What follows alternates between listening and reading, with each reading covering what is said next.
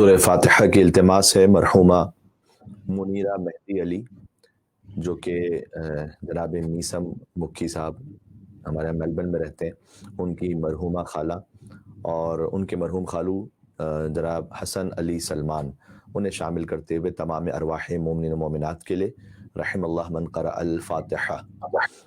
بسم اللہ الرحمن الرحیم الحمد للہ رب العالمین الرحمن الرحیم مالک یوم الدین ایاک نعبد و ایاک نستعین اهدنا الصراط المستقیم صراط الذین انعمت علیہم غیر المغضوب علیہم ولا الضالین۔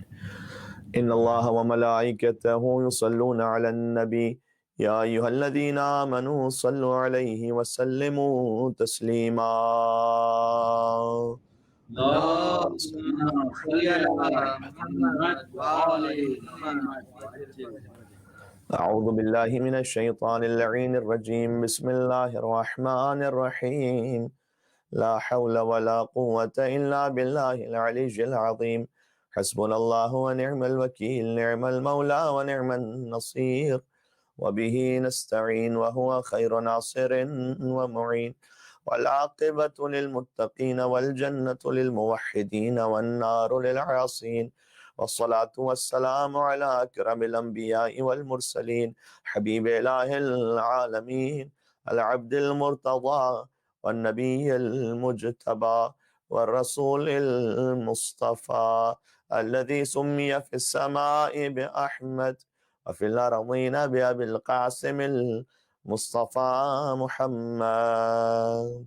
اللهم صل على محمد وآل محمد وعجل فرجه وعلى آله الطيبين الطاهرين المعصومين المظلومين، سيما بقية الله في الأرضين وحجته على العالمين، الذين أذهب الله عنهم الرجس وطهرهم تطهيرا۔ اللهم صل على محمد وآل محمد وعجل فرجه رحمة الله على محبيهم واللعنة الدائمة على أعدائهم أجمعين من الأذل إلى قيام يوم الدين۔ دعاء امام زمانہ عجل اللہ تعالی فرجه الشریف۔ بسم اللہ الرحمن الرحیم، اللهم كن لوليك الحجة ابن الحسن صلواتك عليه وعلى آبائه في هذه الساعة وفي كل ساعة وليا وحافظا وقائدا وناصرا ودليلا وعينا حتى تسكنه أرضك توعا وتمتعه فيها طويلا۔ صلوات بر محمد وآل محمد، اللهم صل على محمد وآل محمد۔ اما بعد فقد قال الله الحكيم في كتابه المجيد، بسم الله الرحمن الرحيم، قل ما يعبأ بكم ربي لولا دعاؤكم فقد كذبتم فسوف يكون لزاما۔ صلوات على محمد وآل محمد، اللهم صل على محمد وآل محمد وعجل فرجه۔ سورہ فرقان کی آخری آیت، آیت نمبر 77 میں ارشاد اقدس الہی ہے، قل ما یعبأ بکم ربی لولا دعاؤکم، اے حبیب آپ کہہ دیجئے کہ اگر تمہاری دعائیں نہ ہوتیں تو تمہارا رب تمہاری پرواہ ہی نہ کرتا۔ گویا دعا وہ ایک وسیلہ ہے کہ جو عبد اور معبود کے درمیان کامل ترین محکم ترین وسیلہ ہے، اور ہم نے احادیث کے مفہوم میں اس بات کو پڑھا ہے کہ جب انسان یہ چاہے کہ خدا اس سے کلام کرے تو وہ قرآن پڑھے، اور جب وہ یہ چاہے کہ وہ خدا سے کلام کرے تو دعا پڑھے۔ اور دعا کا جو عالی ترین تضرع اور زاری کا اظہار ہے وہ ہمیں کلام ائمہ علیہ السلام میں نظر آتا ہے۔ لہٰذا اس عشرہ سجادیہ میں ہم نے کوشش کی تھی کہ ایک عاجزانہ نگاہ صحیفہ سجادیہ پہ ڈال سکیں. اس خاطر ہے کہ ہم نے اس کا موضوع رکھا تھا صحیفہ سجادیہ پر اجمالی نگاہ. اجمالی یعنی ایک سرسری طائرانہ نگاہ. اور تفصیل میں جائے بغیر ہم کچھ ان دعاؤں کو آپ کی خدمت میں عرض کر سکیں کہ جو ارادہ تو یہ تھا کہ عشرہ شروع ہوگا تو پھر مولا کے کرم سے دیکھیں گے کہ کون سی دعائیں سکیں، لیکن خود دوران عشرہ ہی ایک ٹرینڈ بن گیا کہ ہم مختصر دعاؤں کو آپ کی خدمت میں عرض کر رہے تھے کہ جو ایک صفحے کی تھیں، آدھے صفحے کی تھیں. اور ہم نے عرض کیا کہ 54 دعائیں. آج آخری گفتگو ہے عشرہ سجادیہ کی، اور آپ احباب کا بڑا مشکور ہوں کہ آپ نے بڑی توجہات کے ساتھ اس سماعت فرمایا. بہت سے احباب نے فیڈ بیکس بھی دیے، کچھ ہم اس میں شامل بھی کرنا چاہیں گے، اس لیے کہ کچھ سوالات بھی ہیں مومنین کے بئی معنی کہ وہ چاہتے ہیں کہ کچھ دعاؤں کو باقاعدہ مینشن کیا جائے کہ ان کے لیے کون سی دعا زیادہ بہتر و مناسب رہے گی. اسی خاطر ہم نے یہ مناسب سمجھا کہ 54 دعاؤں کی ترتیب وار ایک فہرست آپ کے سامنے آج میں پڑھ دوں. ہم نے دوسری مجلس میں بلکہ تیسری مجلس میں کسی حد تک اس فہرست کو عرض بھی کیا تھا، چونکہ اگر آپ ترتیب دیکھیے تو ہم نے پہلی مجلس خود مولا سید الساجدین علیہ السلام کے حالات کے حوالے سے پڑھی تھی کہ کن حالات میں امام دعائے صحیفہ سجادیہ کو ارشاد فرما رہے تھے. پھر صحیفہ سجادیہ کی کتنے کمپلیشنز ہم نے عرض کیا کہ 6 کمپلیشنز آ چکے ہیں. امام نے جو صحیفہ سجادیہ میں دعائیں ارشاد فرمائی تھیں وہ 75 تھیں، اس میں سے 21 اس وقت ہماری دسترس میں نہیں ہے، 54 ہماری دسترس میں، اور کمپلیشنز کے ساتھ ملا کر امام سجاد علیہ السلام کی دعائیں 250 دعاؤں تک تقریباً پہنچ جاتی ہیں. نہج البلاغہ اور صحیفہ سجادیہ کا ایک کمپیریزن تو لفظ غلط ہے، لیکن بہرحال ایک امتیاز ہم نے آپ کی خدمت میں عرض کیا کہ نہج البلاغہ میں امیر المومنین کا کلام ہے عام انسانوں سے، لہٰذا کلم الناس علی قدر عقولہم، وہ انسانوں سے ان کی عقلوں کے مطابق بات کر رہے ہیں.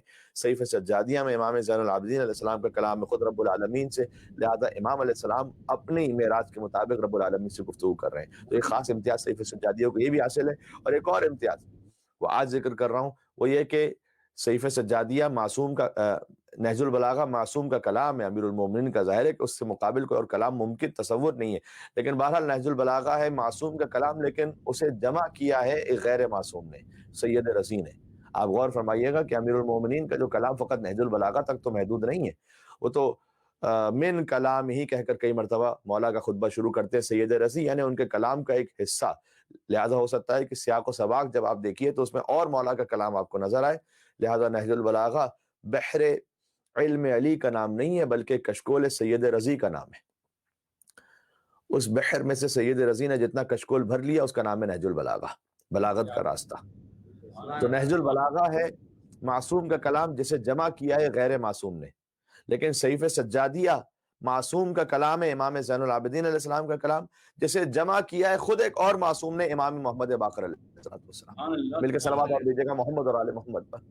اللہم صلی علی صلی علی محمد وآل محمد وعجل فرجهم. تو یہ پہلی گفتگو کا خلاصہ تھا. اور دوسری گفتگو میں ہم نے آپ سے عرض کیا کہ امام سجاد علیہ السلام کی جانب سے 3 اہم ترین متون ہم تک پہنچے ہیں. باقی احادیث بھی ہیں، لیکن جو معروف متون ہیں اور بہت اہم امام علیہ السلام کی زندگی کے حوالے سے ہم اگر اسے سبق لینا چاہتے ہیں، صحیفہ سجادیہ، رسالت الحقوق جس میں 51 حقوق ہیں، اور ہم نے انشاءاللہ کہا تھا کہ کبھی ہو سکا تو اس پر بھی ایک اشرا پڑھیں گے. 51 حقوق جس میں سے 9 حقوق اللہ سبحانہ وتعالیٰ کے بیان فرمائے، 5 حقوق اعمال صالحہ کے بیان فرمائے. کون ہیومن رائٹس میں سے ایسا جو یہ بتلائے کہ آنکھوں کا حق کیا ہے؟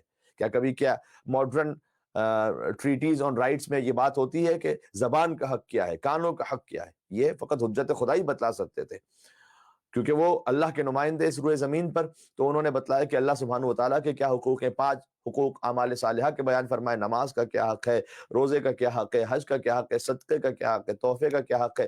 پھر خون رشتہ داروں کے حقوق بیان فرمائے، باپ کا کیا حق ہے، ماں کا کیا حق ہے، بھائی کا کیا حق ہے، اولاد کا کیا حق ہے. پھر اس کے بعد 26 حقوق وہ بیان فرمائے کہ جو معاشرے کے دیگر افراد کے تھے. مؤذن کا کیا حق ہے، امام جماعت کا کیا حق ہے، جس سے نصیحت لی جائے اس کا کیا حق ہے، جو نصیحت لے رہا ہے اس کا کیا حق ہے، جس سے مشورہ طلب کیا جائے اس کا کیا حق ہے، جو مشورہ دے رہا ہے اس کا کیا حق ہے، اگر کسی نے ہمارے حق میں کوئی برائی کی ہے تو اس کا کیا حق ہے، اگر ہمیں کسی سے حق لینا ہے تو ہمارا کیا حق ہے، اور اگر کسی اور کو ہم سے حق لینا ہے تو اس کا کیا حق ہے. یعنی ایک عظیم الشان ہمارے پاس سمجھ لیجئے کہ چارٹر آف ہیومن رائٹس اس سے بہتر ممکن نہیں تھا جو امام سجاد علیہ السلام کی جانب سے انسانیت کو ملا. 26 حقوق ان افراد کے بیان کی جو معاشرے کے دیگر اہم افراد ہیں. رعایا کا کیا حق ہے، لیڈر کا کیا حق ہے، اور مولا سید سجاد علیہ السلام کا وہ خطبہ کہ جو شام میں ارشاد فرمایا، انہوں نے مسجد اموی میں خطبہ ارشاد فرمایا کہ جس میں امام نے اپنا تعارف کروایا کہ اوتینا ستن وفضلنا بسبع، اللہ نے ہمیں 6 فضائل عطا کیے ہیں کہ جو کسی اور خاندان کو عطا نہیں کیے، 7 ہمارے خاندان میں ایسی ہستیاں رکھی ہیں کہ ان میں سے ایک بھی کسی اور کے خاندان میں موجود نہیں ہے۔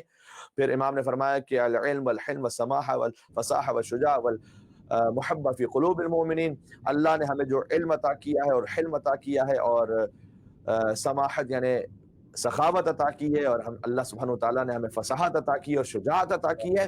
اگر ہم نے تو نے ہمیں زنجیروں میں باندھ کے رکھ دیا، اس کا مطلب یہ نہیں کہ شجاعت حیدر کرار ہی کا حامل ہوں میں۔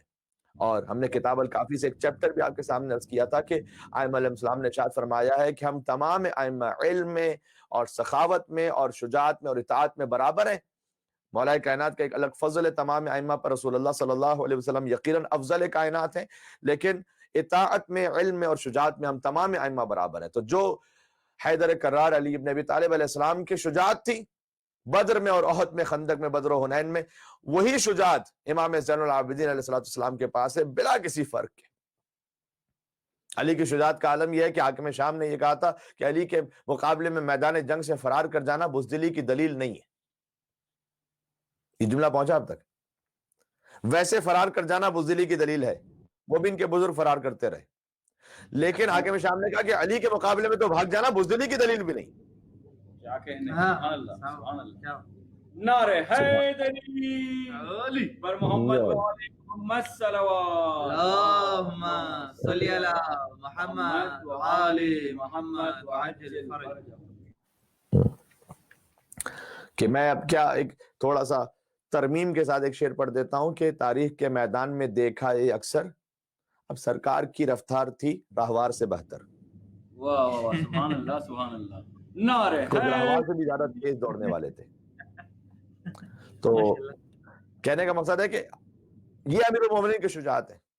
اس شجاعت حیدری کے حامل اسی قوت اور شان اور شجاعت کے ساتھ امام زین العابدین علیہ السلام، کوئی فرق نہیں۔ تو امام نے یہ خطبہ شام میں ارشاد فرمایا، اس کے بعد کہا کہ اللہ نے ہمیں 7 ہستیوں سے ہمارے خاندان کو فضیلت عطا کی ہے۔ احمد مختار ہم میں سے ہیں، صدیق اکبر علی ابن ابی طالب علیہ السلام ہم میں سے ہیں، جعفر طیار ہم میں سے ہیں، اللہ کے شہر رسول اللہ کے شہر حضرت حمزہ ہم میں سے ہیں، حسنین کریمین سبتین علیہ السلام ہم میں سے ہیں علیہم السلام۔ اور پھر امام علیہ السلام نے کہا جو مجھے جانتا ہے وہ جانتا ہے، جو نہیں جانتا انبأت بحسبی و نسبی، میں اسے بتاتا ہوں کہ میرا حسب کیا ہے اور میرا نسب کیا ہے۔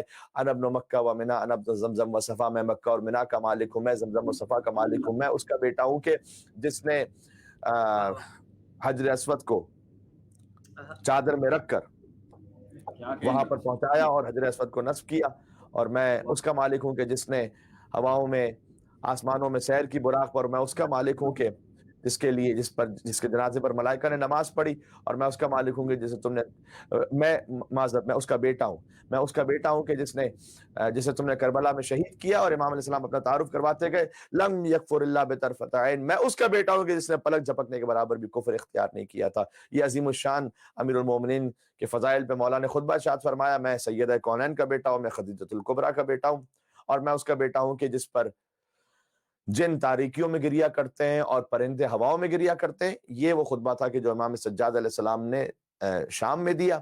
اس پر ہم نے دوسری مجلس میں بات کی، تیسری مجلس میں ہم نے تھوڑا سا عرض کیا صحیفہ سجادیہ کی فہرست اور اہم دعاؤں کو ہلکا ہلکا ہم نے ٹچ کیا تھا۔ اس کے بعد پھر ہم نے کوشش کی کہ ایک کے بعد ایک ہم ان دعاؤں کو آپ کی خدمت میں بیان کرتے رہیں کہ جو مختصر ہوں، لہٰذا ہم نے موت کو یاد کرنے کے وقت کی دعا کل شب جمعہ تھی، ہم نے آپ کے سامنے پڑھی، دعائے رحمت ہم نے آپ کے سامنے پڑھی، یعنی جب خشیت پروردگار دل میں ہو تو اس وقت کس کیفیت میں دعا کرنی چاہیے وہ ہم نے آپ کی خدمت میں عرض کی۔ خاتمہ بالخیر، ایمان کے ساتھ خاتمہ، وہ دعا ہم نے آپ کی، تو مختلف دعائیں ہم نے آپ کے سامنے پڑھی۔ میں چاہتا ہوں کہ آج ترتیب پوری ایک فہرست آپ کے سامنے جلدی میں بیان کر دوں۔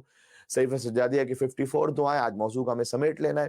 پہلی دعا خداوند عالم کی حمد و ستائش پر، دوسری دعا سید الانبیاء پر درود و سلام پر، یہ ہم نے پڑھ چکے ہیں آپ کی خدمت میں کہ حضور کی کیسے شان بیان کی امام زین العابدین علیہ الصلوۃ والسلام نے۔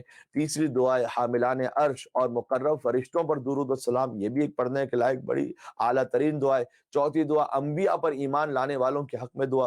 پانچویں دعا اپنے اور اپنے خاص دوستوں کے لیے امام نے دعا ارشاد فرمائی، یہ بھی ضرور پڑھیے گا انشاءاللہ، ہم امام کے خاص محبین میں، ان کے چاہنے والوں میں شمار ہوں، لہٰذا آپ اور ہمارے حق میں یہ دعا بن سکے۔ تو پانچویں دعا اپنے لیے اور اپنے خاص دوستوں کے حق میں امام نے ارشاد فرمائی۔ چھٹی دعا ہر صبح و شام پڑھی جانے والی دعا ہے۔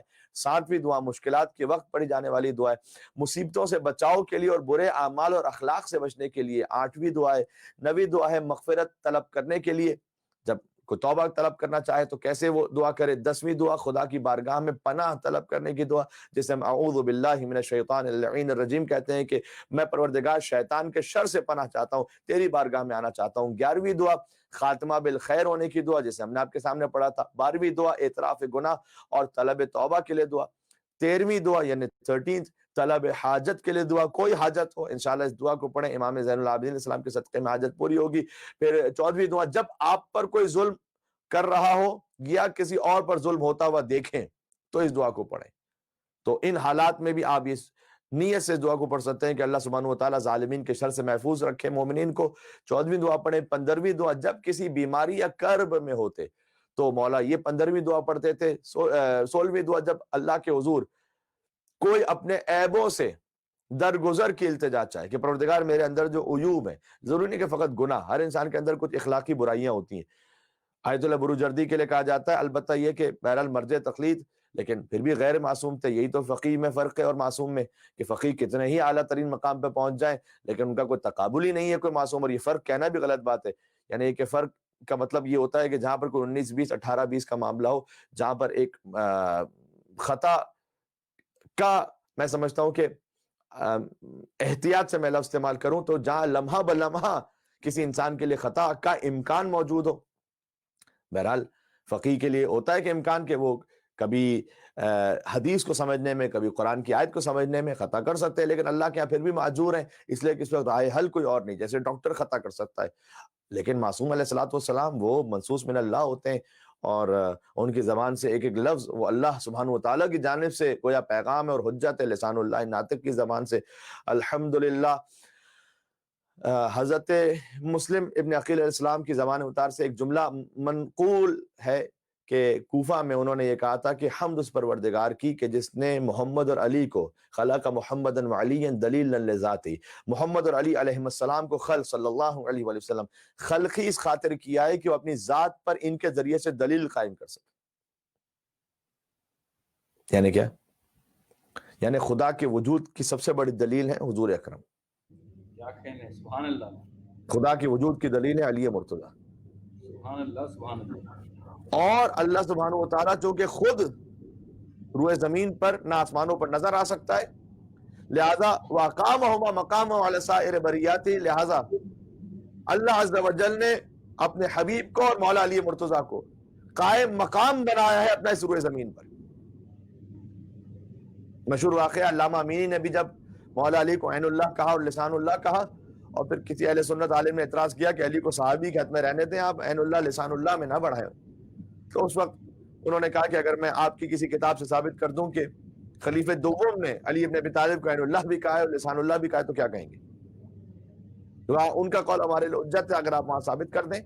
اور پھر اس کے بعد انہوں نے، میں نے پھر اس ریفرنسز کو میں نے خود جب تلاش کرنے کی کوشش کی تو کم سے کم میرے پاس جو نوٹڈ ہے 8 سے 10 ریفرنسز تو اہل سنت کتابوں کے ہمیں نصیب ہو گئے کہ جس میں وہ واقعہ موجود ہے کہ جو علامہ امینی نے کوٹ کیا، اور وہ واقعہ یہ کوٹ کیا کہ جب مولا علی علیہ السلام طواف کر رہے تھے اور حالت طواف میں انہوں نے کسی کو تھپڑ مار دیا، اور وہ شخص گیا مسلمانوں کی خلیفہ کے پاس شکایت کرنے کے لیے، اور وہ آئے مولا علی علیہ السلام کے پاس اور کہا کہ ابو الحسن آپ کی شکایت آئی ہے کہ آپ نے طواف کے دوران اس پر ہاتھ اٹھا دیا، اور مولا علی نے کہا کہ یہ مسلمانوں کی ناموس پر بری نگاہ رکھ رہا تھا حالت طواف میں۔ اب دیکھیں نگاہیں جب بدل جائیں کس کو پتا ہوتا ہے کس کی نیت کب بدل جائے؟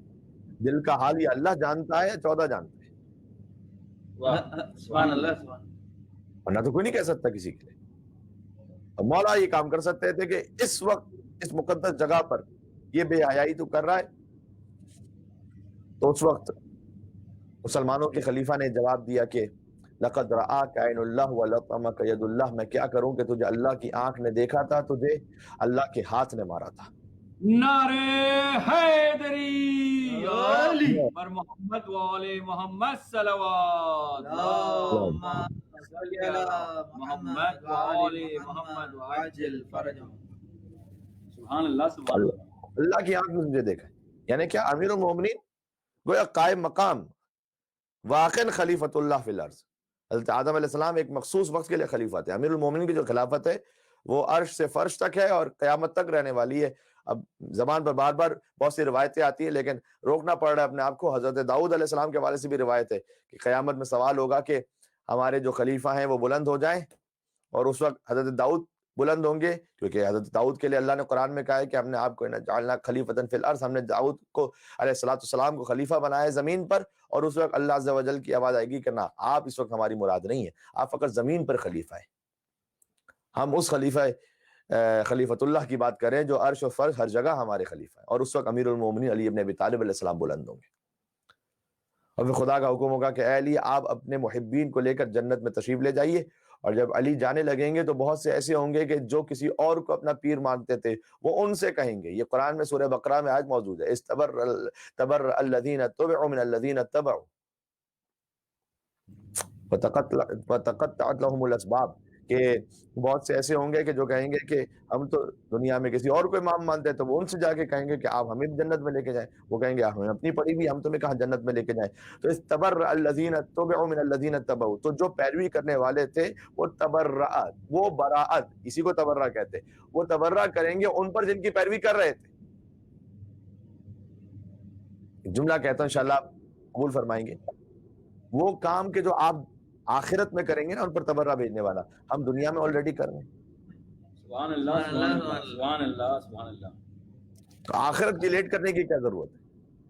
وہاں برات کا اظہار کرتے وہاں تو پھر پچھتانے کے علاوہ کوئی اور چارہ نہیں ہوگا، یہاں پر اپنا عقیدہ درست کریں۔ تو بس میں ظاہر ہے کہ ایک کے بعد ایک بات نکلتی جاتی، عرض کرنا چاہ رہا ہوں کہ تو ائمہ علیہ السلام ان کی زبان مطہر سے جو دعا صادر ہو رہی ہے اس سے بہتر کوئی دعا ممکن نہیں۔ امام زین العابدین السلام کے لیے یہ ساری بات اس لیے ہو رہی تھی کہ مولا علی علیہ السلام ہیں اس روئے زمین پر اللہ سبحانہ وتعالیٰ کے نمائندے، اور ویسے امام سید الساجدین زین العابدین علی بن الحسین علیہ السلام ہیں۔ مولا کے نام پر ایک مل کے بابا سے بلند صلوات بھیجتے ہیں محمد اور آل محمد۔ اللہم صلی علی محمد و آل محمد وعجل فرجہم۔ تو 16ویں نمبر کی دعا ہے کہ جب اللہ کے حضور کوئی اپنے عیبوں سے درگزر کے التجا کرنا چاہے تو اس سے بہتر کلام ممکن نہیں جو امام سجاد علیہ السلام نے ارشاد فرمایا۔ 17ویں نمبر کی دعا جب شیطان کا ذکر آتا اور مولا اس کے مکر و فریب سے بچنے کے لیے دعا کرتے تو یہ دعا پڑھتے، 17ویں نمبر کی دعا۔ 18ویں نمبر کی دعا جب کوئی مصیبت برطرف ہوتی اور حاجت پوری ہوتی تو یہ دعا پڑھتے۔ بہت لطیف ہے یہ، غور کیجئے گا، یعنی جب حاجت طلب کرنا چاہیں تو صحیفہ سجادیہ کی دعا نمبر 13 پڑھیں، 13۔ جب حاجت پوری ہو جائے اور پھر دعا کرنا چاہیں تو دعا نمبر 18 پڑھیں۔ کتنا مکمل ایک دستور عمل ہے۔ حاجت مانگنے کے لیے دعا نمبر 13 پڑھو، حاجت پوری ہو جائے دعا نمبر 18 پڑھو۔ جب ڈراؤٹ ہوتا اور بارشوں کے لیے دعا فرماتے تو دعا نمبر 19 پڑھتے، اور پھر 20ویں دعا جو بہت ہی مشہور دعا ہے مکارم الاخلاق، اپنے اخلاق کو اور شائستہ کردار کو اپنانے کے لیے دعا، کہ یقیناً عالی ترین مطالب میں سے، اس بار افسوس کہ ہم کچھ مطالب اس کے حوالے سے پیش نہیں کر سکے، لیکن میرا جی چاہتا ہے کہ میں ایک جملہ کم سے کم ضرور کہوں، اور ایک جملے پر اگر دعا مکارم الاخلاق کی کوئی عمل کر لے تو زندگی بدل لینے کے لیے کافی۔ ایک جملہ کا پروردگار، امام زین العابدین علیہ السلام دعا مکارم الاخلاق میں کہتے ہیں، پروردگار تو میری زندگی کو، اخلاق کے بارے میں دعا ہے نا، تو میری زندگی کو ان کاموں میں مشغول نہ کر دینا جن کا تو آخرت میں کوئی سوال نہیں پوچھنے والا۔ ایک جملہ۔ کیا اللہ یوٹیوب کا سوال ہونے والا آخرت میں کہ کتنا دیکھا تھا، نیٹ فلکس کتنا دیکھا تھا، فیس بک پہ کتنے تھے، انسٹا پہ کیا کرتے تھے، سوال ہونے والا ہے کیا؟ وہ ہماری زندگیوں میں سے اکثر وقت ایسے کاموں میں لگا ہوا ہے کہ جس کا کوئی سوال ہی نہیں والا آخرت میں۔ یہ سوال ہونے والا ہے کہ کون سے برانڈ کے کپڑے پہنتے تھے، یہ سوال ہونے والا ہے کہ کون سے برانڈ کا موبائل رکھتے تھے۔ آپ حلال سے حاصل کیجئے، حلال سے استعمال کیجئے فبہ، بہت اچھی بات ہے، لیکن زندگی ایسے کاموں میں لگا نہ دیجئے کہ بس اول و آخر یہی ہو جائے۔ اول اور آخر زندگی ایسے کاموں میں گزر رہی ہے جن کا آخرت میں کوئی سوال ہی نہیں ہونے والا، بلکہ ہاں برعکس یہ سوال ضرور ہونے والا ہے کہ اتنا وقت کیوں ضائع کیا تھا، یہ مال کہاں سے آیا تھا۔ ان فی حلالھا حساب و فی حرامھا عقاب۔ امیر المومنین کا وہ جملہ کہ جب مولا کائنات 19 رمضان المبارک کی صبح کو اپنے گھر سے باہر نکل رہے تھے اور علی کا کمر بند دروازے میں اٹکا اور مولا نے اس کمر بند کو ٹھیک کیا اور کہا کہ یا علی اشد حیاتمک للموت فإن الموت لاقیک، اپنی کمر کو موت کے لیے تیار کر لے، اب موت تجھ سے ملاقات کرنے والی ہے۔ اور پھر بی بی ام کلثوم کے ہاں تھے اس رات افطار پر، اور پھر بی بی ام کلثوم سے فرمایا کہ جو در حقیقت ہمارے نصیحت ہے کہ بیٹی یاد رکھیے گا کہ ان فی حلالھا حساب و فی حرامھا عقاب، دنیا کے حلال میں حساب دینا ہے، دنیا کے حرام میں تو عقاب ہوگا، تو حلال کا بھی حساب دینا ہے۔ مولا امام زین علیہ السلام فرماتے ہیں پروردگار ایسے کاموں میں نہ مشغول رکھ کہ جس کا کوئی آخرت میں کوئی پوچھنے والا کچھ نہیں۔ بہرحال پھر دعا مکارم الاخلاق کا بڑا خوبصورت ایک اور جملہ، پروردگار میرے یقین کو تو اعلیٰ ترین یقین بنا دے۔ یہ خود بڑی اہم بات ہے، جسے خدا پر یقین اس کی زندگی کے بہت سے معاملات حل ہو جاتے ہیں۔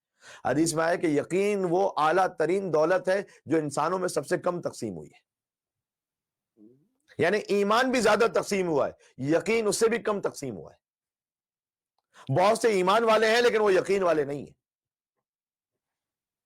تو اس یقین کی کیفیت کو لے کر آنا یہ بھی اخلاق کے لیے بڑا ضروری ہے۔ یقین ہو جائے انسان کو کہ جب تک خدا کا اذن نہ ہو کوئی میرا کوئی بگاڑ نہیں سکتا، اور جب تک خدا کا اذن نہ ہو میں کتنی کوشش کر لوں مجھے کچھ حاصل ہو نہیں سکتا۔ یہ یقین ہو جائے، یقین فرمائی زندگی سکون میں آ جاتی ہے انسان کی۔ پھر انسان کوشش پوری کرتا ہے لیکن ریگریٹ کوئی نہیں ہوتا اسے، پھر اسے افسوس کوئی نہیں ہوتا۔ یہ یقین کی منزل۔ تو امام نے فرمایا کہ پروردگار میرے یقین کو افضل ترین یقین بنا دے۔ علی ابن ابی طالب علیہ السلام تو یقین کی معراج پر ہیں کہ لو کشف الغطاء لمزدت تو یقینا و ایمانا، اگر زمین و آسمان کے حجاب علی کے نگاہوں سے ہٹ جائے، علی کے یقین میں اتنا عالی ترین ہے کہ نہ ایمان میں اضافہ کوئی ہونے والا نہ یقین میں اس لیے کہ گنجائش بچی نہیں ہے۔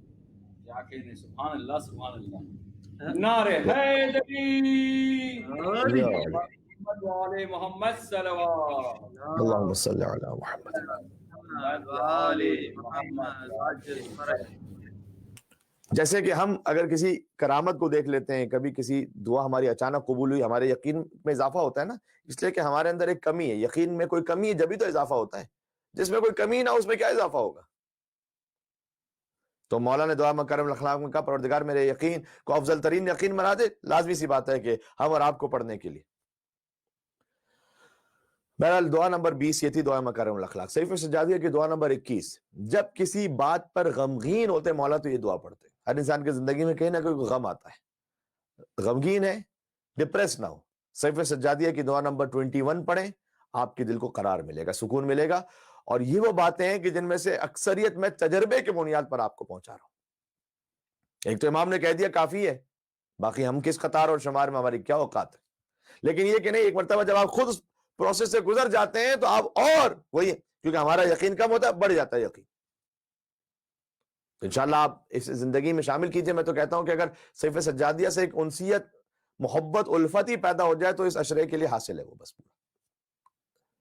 پھر دعا نمبر 22، جب شدید مشکلات میں ہوتے تو یہ دعا پڑھتے ہیں۔ بہت بڑے کرائسس اگر آ جائے دعا نمبر 22 پڑھیں صحیفہ سجادیہ کی۔ دعا نمبر 23، طلب عافیت کے لیے اور عافیت پر شکر ادا کرنے کے لیے یہ دعا پڑھتے۔ یہ عافیت جس پر ہم نے آپ کے سامنے اس دعا کو تو پورا عرض کیا تھا اور اس کے ترجمے کو بھی کافی حد تک پیش کیا تھا، دعائے عافیت۔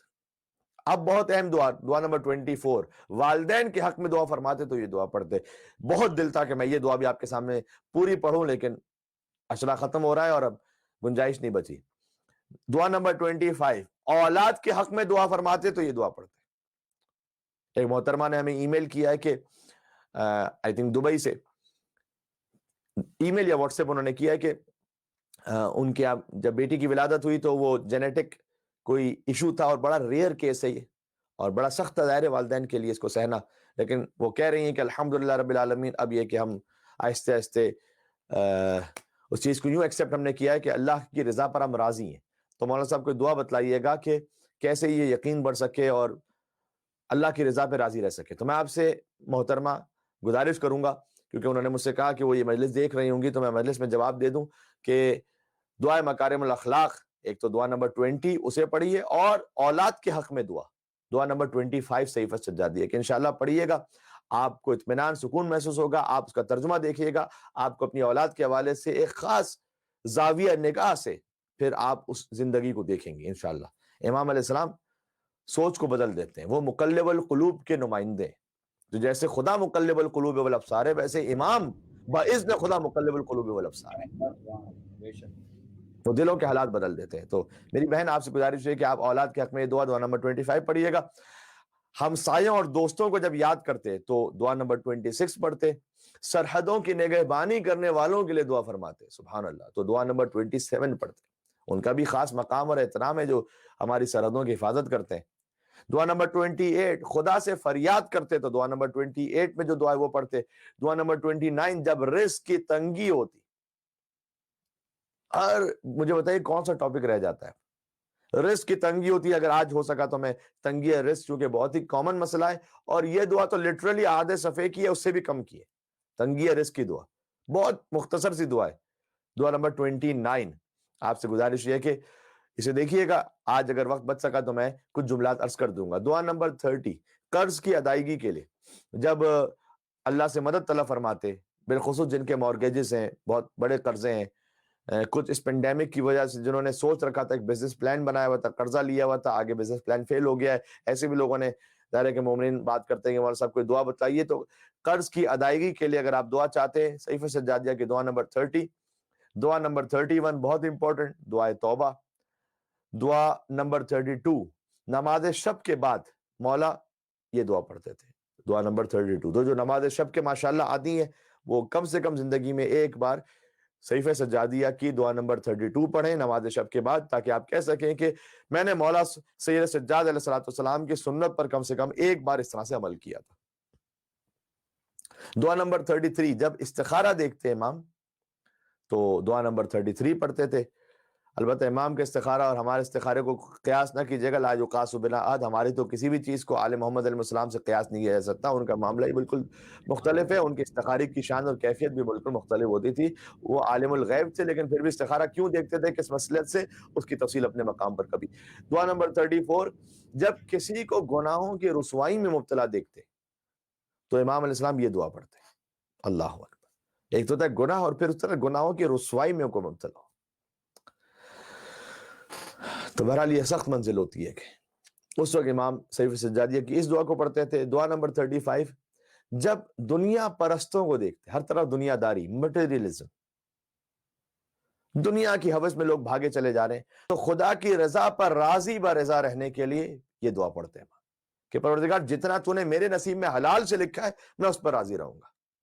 تو کبھی انسان کو شیطان بہکاتا ہے نا کہ یہ دیکھو فلاں تو چیٹ کر کے کہاں پہنچ گیا، فلاں دھوکہ دے کے کہاں پہنچ گیا، اور جناب کبھی گھر والے ہی کہتے ہیں اور تانے دیتے ہیں، خدا کی رضا پر راضی رہیے جو حلال ہے اس میں سے۔ دعا نمبر 35 کو دیکھیے گا، اس پہ عجیب دعا نمبر 36 جب تھنڈر سٹارم ہوتا تو یہ دعا پڑھتے، سوچی بجلی کڑکتی تھی تو امام علیہ السلام خاص یہ دعا پڑھتے۔ پھر دعا نمبر 37 اس کی بھی تھنڈر سٹارم کی جو دعا یہ بھی بڑی لطیف ہے، بڑی اچھی، اور بڑا جب ہم نے اسے پڑھا بڑا لطف آیا، لیکن آپ اب یہاں دہرانے کا موقع نہیں، آپ توفیق ہو سکے تو دیکھیے گا۔ دعا نمبر 37 شکر کی ادائیگی میں کوتاہی کا اعتراف کرتے ہوئے دعا پڑھتے کہ پروردگار کتنا بھی تیرا شکر ادا ہو جائے تو شکر ادا ہو نہیں سکتا، اس اعتراف کے لیے یہ دعا پڑھتے۔ جب حضرت موسیٰ علیہ السلام سے اللہ نے کہا کہ اے موسیٰ میرا ویسا شکر ادا کرو جیسا شکر ادا کرنے کا حق ہے، اور حضرت موسیٰ کلیم اللہ اور العظم نبی ہے، معرفت نبی ہے، کہتے ہیں پروردگار میں کیسے شکر ادا کروں ویسا کہ جیسا شکر ادا کرنے کا حق ہے، یہ تو ممکن ہی نہیں ہے۔ اللہ عز و جل کی وحی آئی کہ اے موسیٰ جب آپ نے یہ احساس کر لیا کہ آپ ویسا شکر ادا نہیں کر سکتے جو شکر ادا کرنے کا حق تھا، تو سمجھ جائیے کہ ویسا شکر ادا ہو گیا جو شکر ادا کرنے کا حق تھا۔ یہی احساس ہی اصل شکر ہے کہ پروردگار میں قاصر ہوں تیرا شکر ادا کرنے سے۔ تو جب مولا اس شکر میں کوتاہی کا اعتراف کرتے، کیونکہ بہرحال وہ واجب الوجود ہے اس کی بارگاہ میں، تو دعا نمبر 37 کو پڑھتے۔ دعا نمبر 38 بندوں کے حق میں کوتاہی کا اعتراف کرتے تو یہ دعا پڑھتے۔ کہ بندوں کے حق میں بہرحال اس میں بھی حق ادا کرتے ہوئے اگر کوئی کمی بیشی ہو گئی ہے تو اس کے لیے دعا نمبر 39 طلب رحمت کے لیے دعا پڑھی جاتی ہے. دعا نمبر 40 جب کسی کی موت کی خبر سنتے یا اپنی موت کو یاد کرتے تو یہ دعا پڑھتے جسے ہم پڑھ چکے ہیں آپ کی خدمت میں شب جمعہ. دعا نمبر 41 عیوب کی پردہ پوشی کے لیے دعا نمبر 41 جو امام علیہ السلام نے تعلیم فرمائی. دعا نمبر 42 ختم قرآن کی دعا بہت اہم. ماشاءاللہ قرآن کی تلاوت کا ذوق بڑھتا چلا جا رہا ہے مومنین میں, بہت اچھی بات ہے. ينبغي للمسلم ان يقرأ 50 آیہ فی کل یوم او لیلہ. حدیث میں ہے کہ ایک مسلمان کے لیے سزاوار ہے کہ دن میں روزانہ کم سے کم 50 آیتوں کو پڑھے. 50 آیتیں مجھے اور آپ کو روزانہ پڑھنی چاہیے. یہ ایک مسلمان کی شان کے مطابق ہے, واجب کی بات نہیں کر رہا میں کہ واجب ہے باقاعدہ, مسلمان کی شان کے مطابق ہے. اور جو 50 نہ پڑھ سکے تو ایک اور حدیث میں آیا کہ ہمیں احادیث سے سہارا لے کر بات کرنی چاہیے. دیکھیے ایک اور حدیث میں آیا کہ کم سے کم 10 آیات کو جو پڑھ لے تو اللہ اسے غافلین میں شمار نہیں کرے گا. غافلین, غفلت میں پڑے ہوئے 10 آیتوں کو تو کم سے کم رکھیے اپنے ٹارگٹ میں تاکہ اللہ سبحانہ وتعالیٰ غافلین میں شمار نہ کرے. یعنی یہ نہیں کہ اس کی التفات ہی نہیں اس کا خدا کی طرف, غفلت میں چلا گیا. تو جب قرآن ختم ہو انشاءاللہ, جب قرآن پڑھتے رہیں گے روزانہ 50 آیتیں پڑھیں گے تو انشاءاللہ بہرحال ایک وقت آئے گا قرآن ختم ہوگا. رمضان مبارک میں قرآن ختم ہوتا ہے. ختم قرآن کی دعا دعا نمبر 42 صحیفہ سجادیہ کی چاند دیکھنے کی دعا. آج شب یکم سفر چاند دیکھنے کی دعا ہے. 43 44 دعا ماہ رمضان المبارک کا جب استقبال فرماتے تو یہ دعا پڑھتے, اور 54 جب ماہ رمضان ودا ہوتا تو پھر یہ دعا پڑھتے ہیں. سبحان اللہ. دعا نمبر 46 جب نماز عید الفطر سے واپس آتے یعنی فارغ ہوتے تو یہ دعا پڑھتے, اور ہر جمعے کو بھی یہ دعا پڑھتے. آج جمعے کا دن گزرا ہے تو عید الفطر پہ بہرحال امام بھی یہ دعا پڑھتے تھے اور جمعے کے دن بھی یہ دعا پڑھتے تھے. پھر دعائے روز عرفہ ایک معرکۃ العرہ دعا ہے. دعائے عرفہ امام حسین علیہ السلام کی, ایک دعا ہے امام سیل الساجدین علیہ السلام کی. دعا نمبر 47 دعا نمبر 48 عید الاضحیٰ کی دعا یعنی عید قربان کی, اور روز جمعہ بھی پڑھتے تھے لہذا روز جمعہ کی 2 دعائیں ہو گئی. دعا نمبر 48 بھی روز جمعہ کی ہے اور دعا نمبر 46 بھی روز جمعہ کی. آپ سے گزارش ہے کہ کبھی نہ کبھی سے پڑھیے گا. اختتام کر رہا ہوں بس فہرست کو. دعا نمبر 49 دشمنوں کے فریب سے بچنے کے لیے دعا. دعا نمبر 50 خوف خدا کے سلسلے میں دعا. دعا نمبر 51 خدا کی بارگاہ میں گڑ گڑاتے ہوئے جب دعا فرماتے تو دعا نمبر 51 پڑھتے. دعا نمبر 52 خدا سے اصرار کے ساتھ جب کوئی شے طلب فرماتے. ایک ہوتا ہے ایک دعا مانگتے ہیں آپ حاجت کے لیے, ایک مرتبہ ہوتا ہے بہت اصرار کرتے ہیں پروردگار یہ بہت مجھے عطا فرماتے, بس اس کے بغیر یعنی گویا سکون نہیں مل رہا.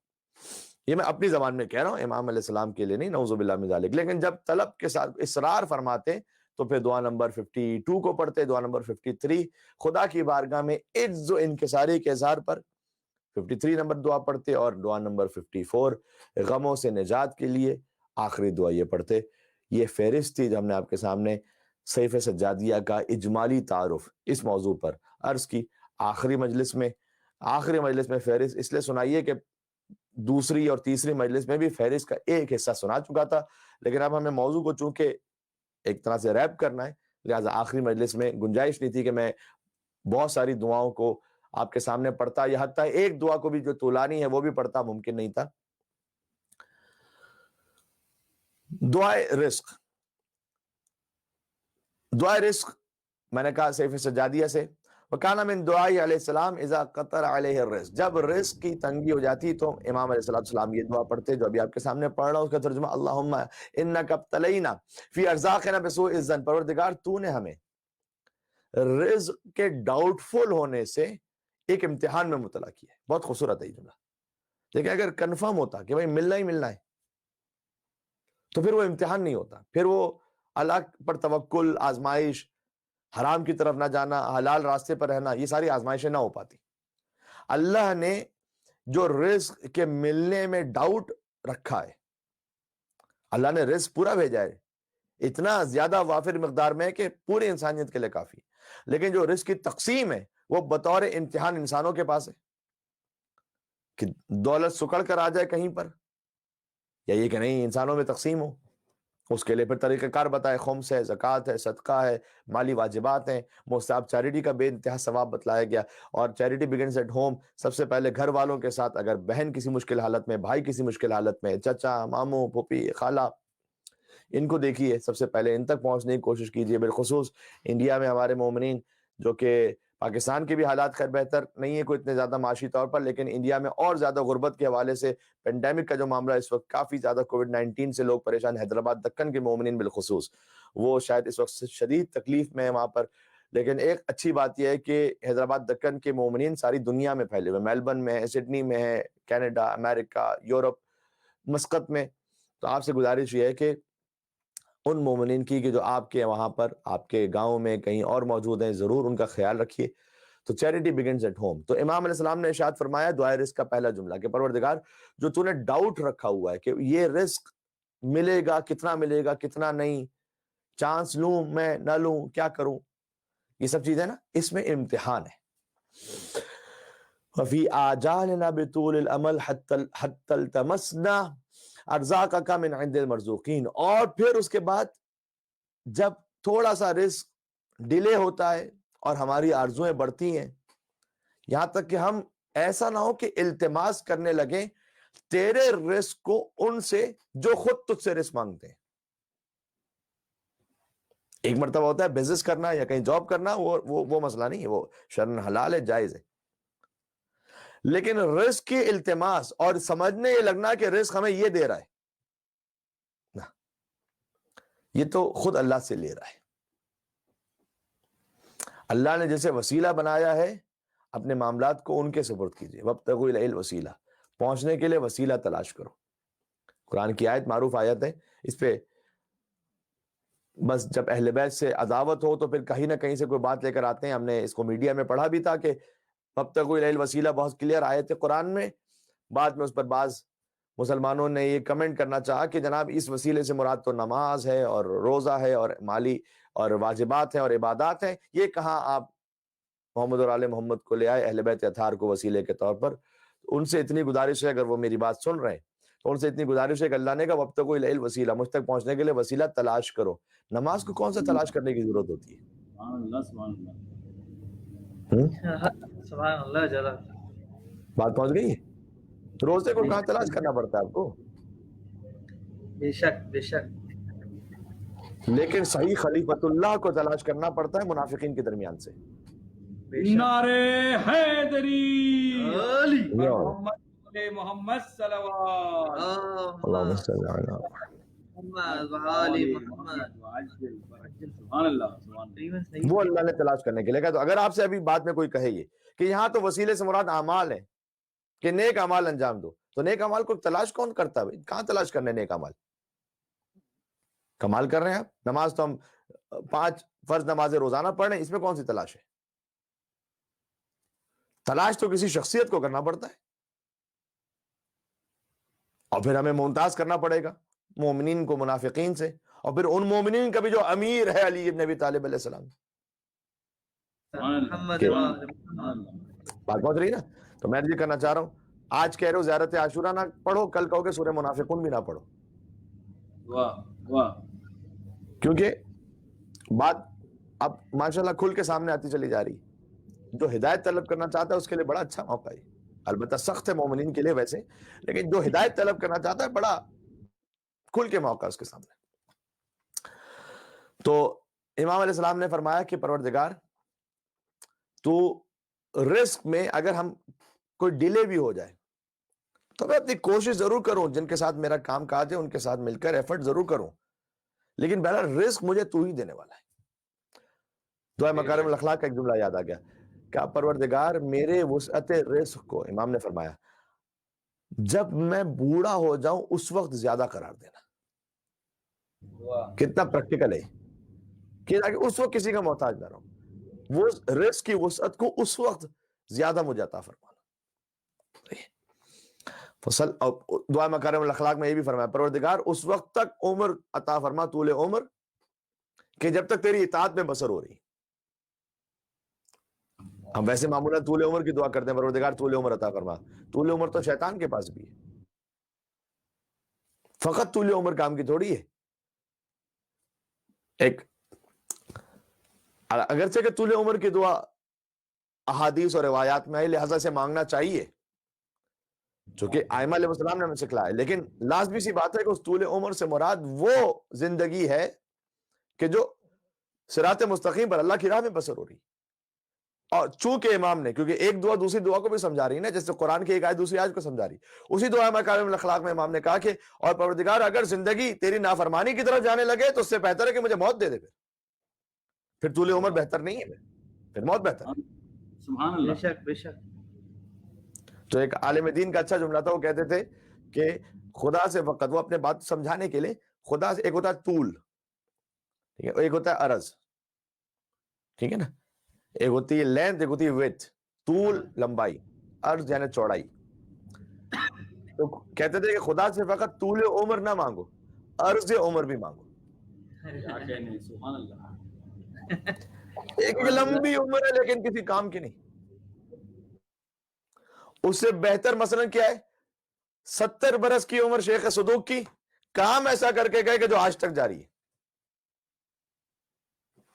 ملا جاز الفقیر اور کتاب التوحید، عیون اخبار الرضا. سبحان اللہ.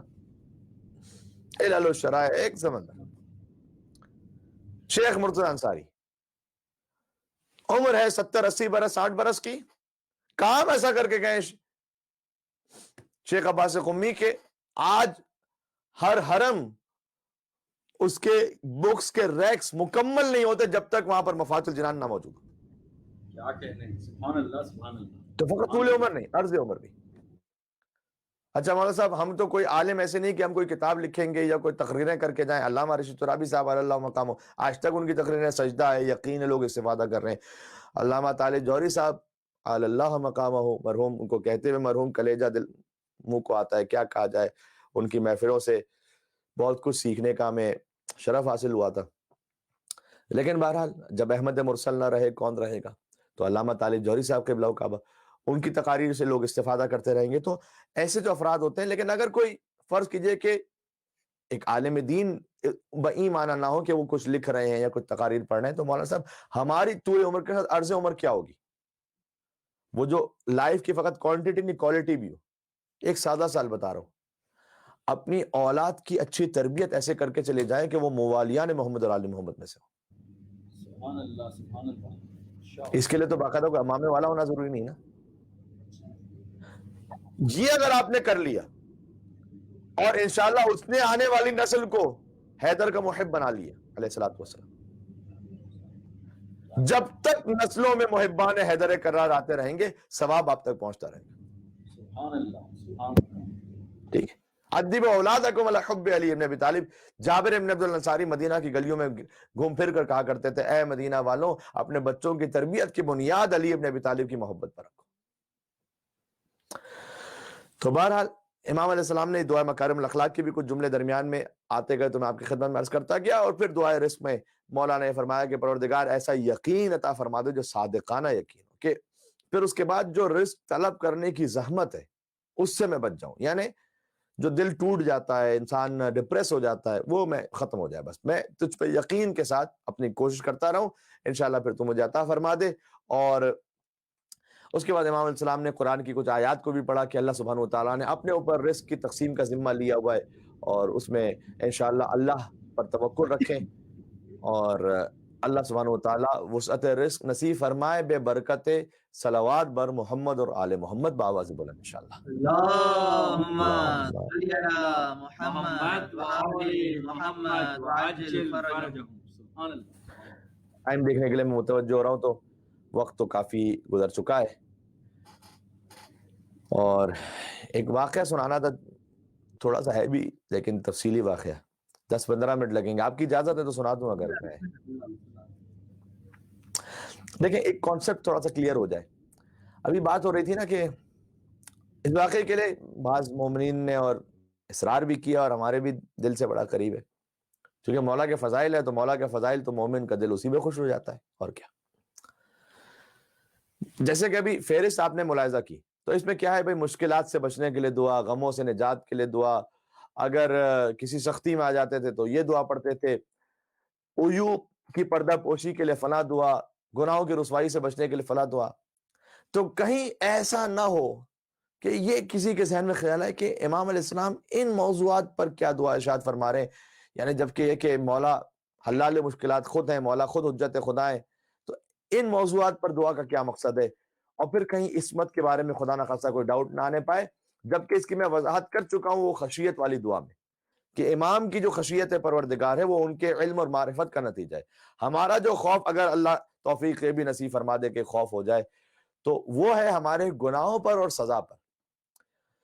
تو بہرحال امام کے یہاں کوئی گناہ وغیرہ کا تصور نہیں ہے، اور آج کی گفتگو میں یہ جملہ بھی آیا کہ اللہ سبحانہ وتعالیٰ نے ان حجتوں کو اپنا قائم مقام رکھا ہے سورہ زمین پر، لہٰذا وہ تمام تر اختیارات جو اللہ کے پاس غنی علی الاطلاق ہونے کی وجہ سے حاصل ہیں، وہ اللہ عز و جل نے منتقل فرمائے ہیں اپنی ان حجتوں کو باذن پروردگار۔ حضرت عیسیٰ علیہ السلام بھی خلق کرتے ہیں، میں نے آیات پڑھی ہیں آپ کے سامنے کہ عیسیٰ علیہ السلام کیا نہیں خلق کرتے پرندے کو؟ کیا قرآن میں نہیں ہے؟ سورہ آل عمران میں بالکل ہے، باذن خدا خلق کرتے ہیں۔ کیا مردے کو زندہ نہیں کرتے؟ باذن خدا زندہ کرتے ہیں۔ تو ایک طرف سے ائمہ علیہ السلام کی زندگی کا وہ پہلو کہ جو ایک بشری حوالے سے تعلق رکھتا ہے تاکہ ہمارے لیے وہ حجت بن سکیں۔ اگر ایک بالکل ہی سپر نیچرل کوئی شخصیت ہو تو پھر یہ نہیں ہو سکتا کہ مثلا امام کو اگر بھوک ہی نہ لگتی ہو، امام کو اگر زخم پہ تکلیف ہی نہ ہوتی ہو، تو کوئی کہہ سکتا تھا میدان قیامت میں کہ پروردگار تو نے اسے ہمارے لیے حجت بنایا تھا جنہیں خود بھوک نہیں لگتی تھی، تو میرے لیے کیسے حجت ہوئے؟ نا، ائمہ کو بھوک بھی لگے گی، پیاس بھی لگے گی، اولاد کے غم میں ان کا دل غمگین بھی ہوگا، لیکن ایک وہ جنبہ ہے کہ جہاں پر پھر مظہر صفات خداوندی ہے ائمہ علیہ السلام۔ میثم تمار سے روایت ہے کہ کنت بین یدی امیر المومنین علی ابن ابی طالب علیہ السلام فی جامع الکوفہ، میں امیر المومنین کے پاس تھا کوفہ کی جامع مسجد میں، فی جماعت من اصحابہ، مولا علی علیہ السلام کی کچھ اصحاب کے ساتھ، وہ اصحاب الرسول، کچھ اصحاب رسول بھی ساتھ موجود تھے وہاں پر، وہو کأنہ البدر بین الکواکب، اور علی کی کیفیت ان کے درمیان ویسی تھی کہ جیسے ستاروں کے درمیان ایک روشن چاند ہوتا ہے۔ اس دخل علینا من باب المسجد رجل طویل، یہاں تک کہ مسجد کے دروازے سے ایک طویل القامت شخص آیا، داخل ہوا۔ مولا علی تشریف فرمائے، اصحاب ان کے گرد ہیں جن میں مولا علی کے اصحاب ہیں، اصحاب رسول ہیں۔ میثم میں تمار روایت کو بیان کر رہے ہیں، وہی مسجد کوفہ کہ جہاں آپ نے اعمال کیے مختلف مسلوں پہ جا کر، وہی مسجد کوفہ۔ اس میں ایک طویل القامت شخص آیا اور اس نے عبا پہنی ہوئی تھی، وقد اہتم بعمامۃ صفراء، اور زرد رنگ کا عمامہ پہنا ہوا تھا۔ معمولاً زرد رنگ کا عمامہ عربوں میں اس طرح سے نہیں پہنا جاتا، یا وہ سیاہ ہے یا وہ سبز ہے، سادات کے اعتبار سے وہ سبز، یا پھر یہ کہ سفید عمامہ، لیکن زرد رنگ کا عمامہ پہنا ہوا تھا، تو بڑا یونیک یعنی ایک مخلوق لگ رہی تھی۔ اور اس نے اپنی گردن میں 2 تلواریں بھی لٹکائی ہوئی تھی، اور بڑا ایک لہین شہین اس کی ایک ہیبت تھی۔ تو میثم تمار کہتے ہیں کہ اصحاب جو ہے گردنیں اٹھا اٹھا کر دیکھ رہے تھے اسے کہ یہ کون آ گیا بھائی، اور چاروں طرف ایک بھیڑ جمع ہو گئی اس شخص کو دیکھنے کے لیے۔ انشاءاللہ آپ محظوظ ہوں گے، زحمت کی معافی چاہتا ہوں، آج آخری گفتگو ہے تو موضوع کو مکمل ہونا ہے۔ تو یہ تمام جو دعائیں ارشاد فرمائی، اب اسے اس کانٹیکس میں دیکھیے گا کہ وہ ہماری ہدایت اور رہنمائی کے لیے بھی ارشاد فرمائی ہیں، اپنے علم و معرفت کی وجہ سے بھی ارشاد فرمائی ہیں، لیکن ساتھ میں جو اہل بیت اطہار علیہ السلام کی شخصیت کا وہ پہلو ہے کہ بس خدا کی صفات کا اظہار باذن پروردگار علی اور اولاد علی سے ہوتا ہے، بے شک اس پر بھی ایک نگاہ رہے، تاکہ کسی بھی قسم کے عصمت کے معاملے پر یا مقام امامت پر ذرا برابر بھی شک و شبہ نہ آنے پائے کہ مولانا یہ کون سی دعاؤں کی فہرست ہے، یہ تو ایک عام انسان کے لیے ہوتی ہے۔ جی اب سنیے گا۔ اچھا، سب دیکھ رہے ہیں اس شخص کو، مولا علی علیہ السلام نے اسے نظر اٹھا کے دیکھا ہی نہیں، جیسے کہ اپنے علم لدنی سے سب جانتا ہوں کہ وہ کون ہے، کیا ہے، کیوں آیا یہ علی کا علم۔ جب اصحاب کا کچھ شور تھما تو اس طویل القامت شخص نے بہت فصاحت و بلاغت کے ساتھ، وہ بڑا فصیح بلیغ معلوم ہوتا تھا، اس نے کہنا شروع کیا کہ ایکم المجتبی فی الشجاع والمعمم بالبراء، تم میں سے کون ہے ایسا جسے شجاعت میں اللہ نے چنا ہے سبحان اور اللہ، جس کے سر پر کپڑے کا ماما نہیں ہے، والمعمم بالبراء، اس کے سر پر بزرگواری اور کرم کا ماما ہے۔ کیا کہنے، میں آیا ہوں ملنے کے لیے اس شخص سے۔ ایکم المولود فی الحرم والعالی فی الشیم، کون ہے تم میں سے ایسا کہ جس کی ولادت حرم اللہ میں ہوئی ہے؟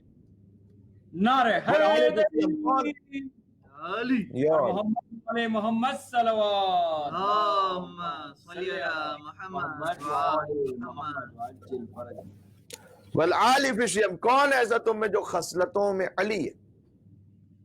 والموصوف بالکرم، کون ہے تم میں ایسا کہ جس کی صفت میں دوسروں پر کرم کرنا شامل ہے؟ ایکم البطل الدعاس، تم میں کون ہے جو مرد میدان ہے؟ تو کیا کروں، بار بار مرد میدان کا ذکر آتا ہے، جیسے ناد علی المظہر العجائب کہہ کر رسول اللہ نے خود بلایا تھا۔ سبحان اللہ۔ والمضیق للالفاظ، تم میں سے کون ایسا کہ جو قبضہ کر لیتا ہے دشمنوں کی سانسوں پر؟ کیا ہائے، سبحان اللہ سبحان فقط علی کی شمشیر نہیں ہے، علی چاہے تو دشمن کی سانس کو روک لے، قبضہ کر لے۔ والآخذ بالقصاص، تم میں سبحان اللہ سبحان اللہ، اللہ۔ وہ علی کے جو دشمنوں کی سانس پر قبضہ کر لے، وہ اتنا حلیم اور کریم علی ہے، اور خالصتاً لوجہ اللہ ہے کہ اگر کوئی لعین علی کے چہرے پر گستاخی کرتے ہوئے، لفظ نہیں کہنا چاہتا، تو علی اس کے سینے سے اتر آئے۔ کیا کہنے کو، سبحان اللہ۔ جو سانسوں کو روک دینے والا علی ہے، وہ بھی اس گستاخی پر سینے سے اتر آئے اور کہیں کہ مجھے اپنے غصے کی وجہ سے تجھے نہیں مارنا، مجھے فقط اللہ سبحانہ وتعالیٰ کے اذن کے لیے۔ کیا بلندی ہے۔ والآخذ بالقصاص، وہ شخص ہی کہہ رہا ہے کہ تم میں سے کون ایسا جو قصاص جب لیتا ہے نا تو اللہ کی طرف سے لیتا ہے۔ یہ سنانا چاہتا ہے، ایکم غصن ابی طالب، مقام فضائل، بیان فضائل کے مقام پر ہے، یہاں پر ہے کہ ایکم غصن ابی طالب، اگر ابو طالب علیہ السلام کا ذکر کرنا کہیں پر بھی ذرہ برابر بھی شرمندگی لے کر آتا تو وہ شخص کیوں ذکر کرتا ہے یہاں پر؟ سبحان اللہ سبحان ایکم غصن ابی طالب، کون ہے تم میں ایسا کہ جو ابو طالب کی شاخ ہے؟ سبحان اللہ۔ الرتیب بھی آگے کا، پاکیزہ ترین ابو طالب کی شاخ۔ سبحان اللہ۔ آئے کوئی شجرہ طیبہ کے مقابلے میں جو آئے گا وہ شجرہ خبیثہ ہوگا، بے شک بے شک، سبحان اللہ۔ شجرہ مبارکہ کے مقابلے میں جو آئے گا وہ شجرہ ملعونہ ہوگا، بے شک بے شک، سارے قرآنی اصطلاحات میں۔ وَبَطَلَهُ الْمَهِيبُ، آیت اللہ العظمہ آغا وحید خراسانی صاحب کا جو جملہ ہے کہ نور کو ظلمت سے کہاں ملاتے ہو؟ کیا کہنے کو، سبحان اللہ۔ کیا نور اور ظلمات کا بھی کبھی کوئی اتحاد ہوتا ہے؟ پر امن بقائے باہمی ضرور ہوتی ہے، لیکن کوئی مکسنگ کوئی نہیں ہوتی، ذرہ برابر بھی نہیں۔ امام سجاد علیہ السلام نے سخت ترین مصائب میں جب کربلا سے کوفہ گئے، کوفہ سے شام گئے، خدا کی قسم انہوں نے ان کی طرح نمازیں نہیں پڑھی تھی، اپنی نمازیں پڑھی تھی۔ واہ واہ واہ۔ کیا کہنا چاہ رہا ہوں؟ تقیہ کا ہمارے لیے موقع آ جائے واجب ہے تقیہ کرنا، تقیہ کرنا کوئی بری بات بھی نہیں ہے۔ مولانا نے فرمایا تقیہ ہمارا دین ہے، ہمارے آباء و اجداد کا دین ہے۔ چوتھے امام نے تو یہاں تک فرما دیا کہ خدا ہر گناہ معاف کر دے گا، دو گناہوں کو معاف نہیں کرے گا۔ ایک کو مومن تمہارے پاس آیا مدد لینے کے لیے، تمہارے پاس امکان تھا پھر بھی نہیں کی مدد، اللہ اس کو معاف نہیں کرے گا۔ دوسرا یہ کہ تقیہ کا موقع تھا، تقیہ نہیں کیا، اللہ معاف نہیں کرے گا۔ بعض لوگ شعراء کرام بھی وہ تقیہ کو بڑا نیگیٹو لے کے جاتے ہیں، کس نے کا تقیہ نیگیٹو ہے؟ بلکہ غیبت امام زمان علیہ السلام میں تو اکثر حکم یہ ہے کہ تقیہ اختیار فرمائیے، کئی مقامات پر حکم ہے۔ اپنے مذہب کو چھپا لیجئے، کوئی ضرورت نہیں، ہمارے مذہب چھپانے سے کوئی مذہب خطرے میں تھوڑی آتا ہے۔ وہ ائمہ علیہ السلام تھے، وہاں پر کیونکہ انہیں اپنے علم کا اظہار کرنا پڑتا تھا، وہ حجت خدا ہے، ان کا ایک ہی عمل، لیکن مومن کے لیے انہوں نے چاہا تمہاری جان خطرے میں تقیہ کر لو، مال ایک بڑی تعداد میں خطرے میں تقیہ کر لو، عزت و ناموس خطرے میں کنفرم تقیہ کر لو۔ کوئی تقیہ بزدلی نہیں، کوئی بزدلی نہیں، حکمت ہے۔ تو بہرحال بات سے بات نکل رہی ہے، دیکھا وَبَطَلَهُ الْمَهِيبُ، گھمسان کی جنگ کرنے والا کا ہے۔ بس میں جلدی جلدی پڑھتا ہوں، جو تم میں سے پاکیزہ ترین نسب رکھتا ہے وہ کہاں ہے؟ ایکم خلیفۃ محمد، سبحان اللہ صلی اللہ علیہ وآلہ وسلم الذی نصرہ فی زمانی، تم میں سے کون ہے خلیفہ محمد مصطفیٰ صلی اللہ علیہ وآلہ وسلم جس نے مدد کی تھی ان کی ان کے زمانے میں؟ یعنی کہ خلیفہ تو بہت سے گزرے، محمد کی مدد کرنے والا کون ہے؟ صلی اللہ علیہ وآلہ وسلم۔ وَاعْتَزَّ بِهِ سلطان، اور جو اللہ کی طرف سے سرکاری ختمی مرتبت کا سلطان نصیر ہے، اور کون ہے کہ جس کے ذریعے سے حضور کے دین کو شان اللہ نے عطا فرمائی ہے۔ اچھا یہ سب وہ کہتا جا رہا ہے۔ فَعِنْدَ ذَلِكَ رَفَعَ، سبحان اللہ، امیر المومنین رأسہ، یہاں پر امیر المومنین نے اٹھایا اپنے سر اقدس کو۔ میں نے کہا نا مولا تو نیچے دیکھ رہے تھے، دیکھا ہی نہیں اس کی طرف، وہ مولا کے فضائل پڑھتے جا رہے ہیں، مولا سنتے جا رہے ہیں، سنتے جا رہے ہیں، سنتے جا رہے ہیں۔ فَعِنْدَ ذَلِكَ رَفَعَ امیر المومنین رأسہ، مولا کائنات نے اپنے سر اقدس کو اٹھایا۔ فقال، اور اس کی طرف دیکھ کر کہا، سبحان اللہ، اگر مومن اسی ایک جملے ہی میں نہ سمجھ جائے تو پھر آپ تو قدیمی مومن ہیں ماشاءاللہ سے۔ مولا نے اس کی جانب دیکھ کر کہا، کیا کہا؟ مولا نے کہا کہ ما لکا، کیا ہوا ہے تجھے؟ یا ابا سعد بن الفضل بن ربیع بن مدرکہ بن نجیبہ بن سلط بن حارث بن وعران بن اشعث بن ابی السمع الرومی، کیا ہوا ہے؟ 9 پشتوں کو علی نے بیان کیا۔ پہلی دفعہ آیا تھا علی سے ملنے کے لیے، یہ کوئی تعجب کی بات ہی نہیں، جس کی ذوالفقار 70 نسلوں تک دیکھ رہی ہو۔ نعرہ حیدری، یا علی، آل محمد صلوات، اللہم صلی علی محمد وعلی محمد، آل محمد وعجل فرج۔ 70 نسلوں تک تو علی کی ذوالفقار چیک کر لے کہ مالک اشتر کو جب یہ ہونے لگے کہ بس ایک کا فرق رہ گیا مجھ میں اور علی میں، کہ تمہارے سامنے جو آیا تھا مار دیا تھا، میں نے دیکھا کہ ہمارا کوئی محب 70 نسلوں تک تو نہیں آنے والا۔ سبحان اللہ۔ مولا نے کہا کہ اے ابو سعد بن فضل بن ربیع بن مدرکہ بن نجیبہ بن سلط بن حارث بن وعران بن اشعث بن ابی السمع الرومی، اسأل عما شئت، اب جو پوچھنا ہے پوچھ، کیوں آیا ہے تو یہاں پر؟ انا عیبۃ علم النبوہ، میں علم نبوت کا ظرف ہوں۔ سبحان اللہ۔ پوچھو۔ اس شخص نے کہا کہ یا علی قد بلغنا عنک انک وصی رسول اللہ، ہم تک یہ خبر پہنچی ہے کہ آپ ہی رسول اللہ کے سچے وصی ہیں، وخلیفۃ علی قومہ بعدہ، اور آپ رسول اللہ کے سچے خلیفہ ہیں ان کے بعد ان کی قوم پر، وانک محل المشکلات، آپ مشکلات کو حل کرنے والے حلال مشکلات ہیں، وانا رسول الیک من 60,000 رجل، میں 60,000 مردوں کا نمائندہ بن کر آپ کے پاس آیا ہوں۔ مولا میں آپ کے پاس آیا ہوں اور میں ایک میت کو ساتھ لے کر آیا ہوں۔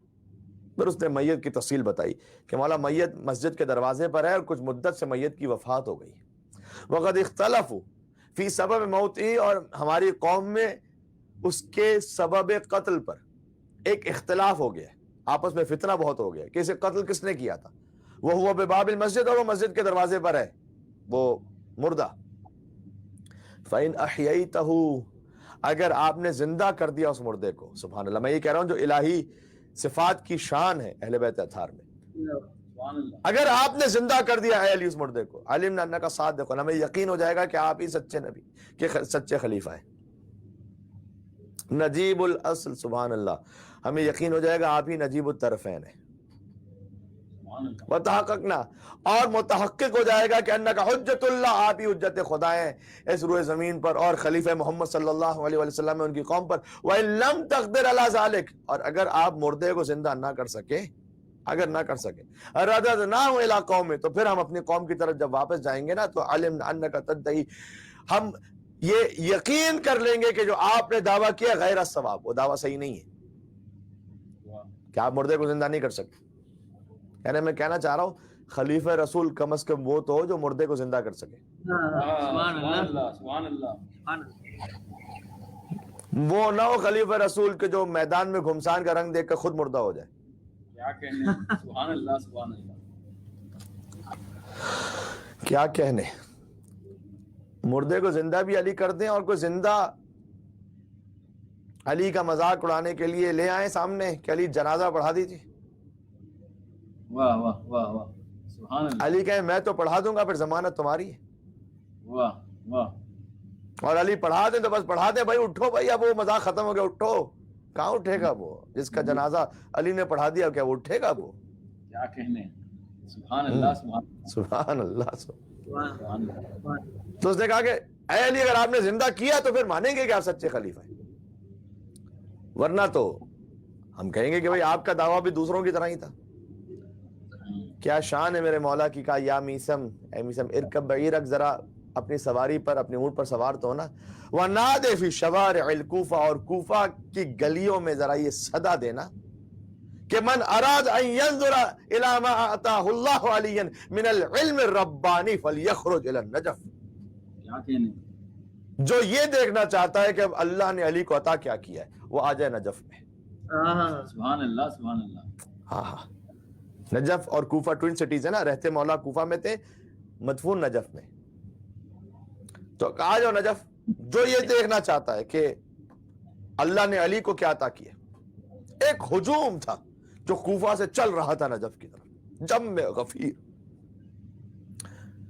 اس نجف میں جس کی، سبحان اللہ، اس نجف میں جسے علی کی قبر نے اشرف بنایا. واہ واہ واہ. سبحان اللہ سبحان اللہ. علی علیہ الصلوۃ والسلام، ان کی ذریعے پر حضرت آدم بھی مدفون ہے، حضرت نوح علی نبینا وعلیہ افضل الصلوۃ والسلام، دونوں انبیاء مدفون ہیں. لیکن شیعہ جائے کوئی نجف میں زیارت پر، کوئی سنی جائے، کوئی اور جائے، کسی سے پوچھو کہاں جا رہے ہو تو شاید ہی آپ کو کوئی یہ کہے. بہرحال انبیاء ہیں، لیکن علی تو پھر علی ہے نا، کہ میں حضرت آدم کی زیارت پہ جا رہا ہوں، میں حضرت نوح کی زیارت پہ جا رہا ہوں. سب کہتے ہیں میں علی کی زیارت پہ جا رہا ہوں. کیا کہنے. سبحان اللہ. آل محمد کی قبروں کا ایڈریس یہ نہیں ہے کہ یہ فلاں کے برابر میں تو یہ اس کے برابر میں. سبحان اللہ سبحان اللہ سبحان اللہ سبحان اللہ. نعرے حیدری محمد والے محمد صلوات. اللہم صلی علی محمد و علی محمد. محمد والے محمد وعجل فرج. کیا کہنے. علی کے برابر میں دو انبیاء کی قبور بھی آ جائیں تو وہ غیر معروف ہو جائیں، اور نجف علی کی قبر کی وجہ سے وجہ شہرت اس کی بن جائے. سبحان اللہ سبحان اللہ سبحان اللہ سبحان اللہ. کہا جاتا ہے کہ علی کے اطراف میں آدم اور نوح علیہ السلام ہے. یہ شان ہے میرے مولا کی.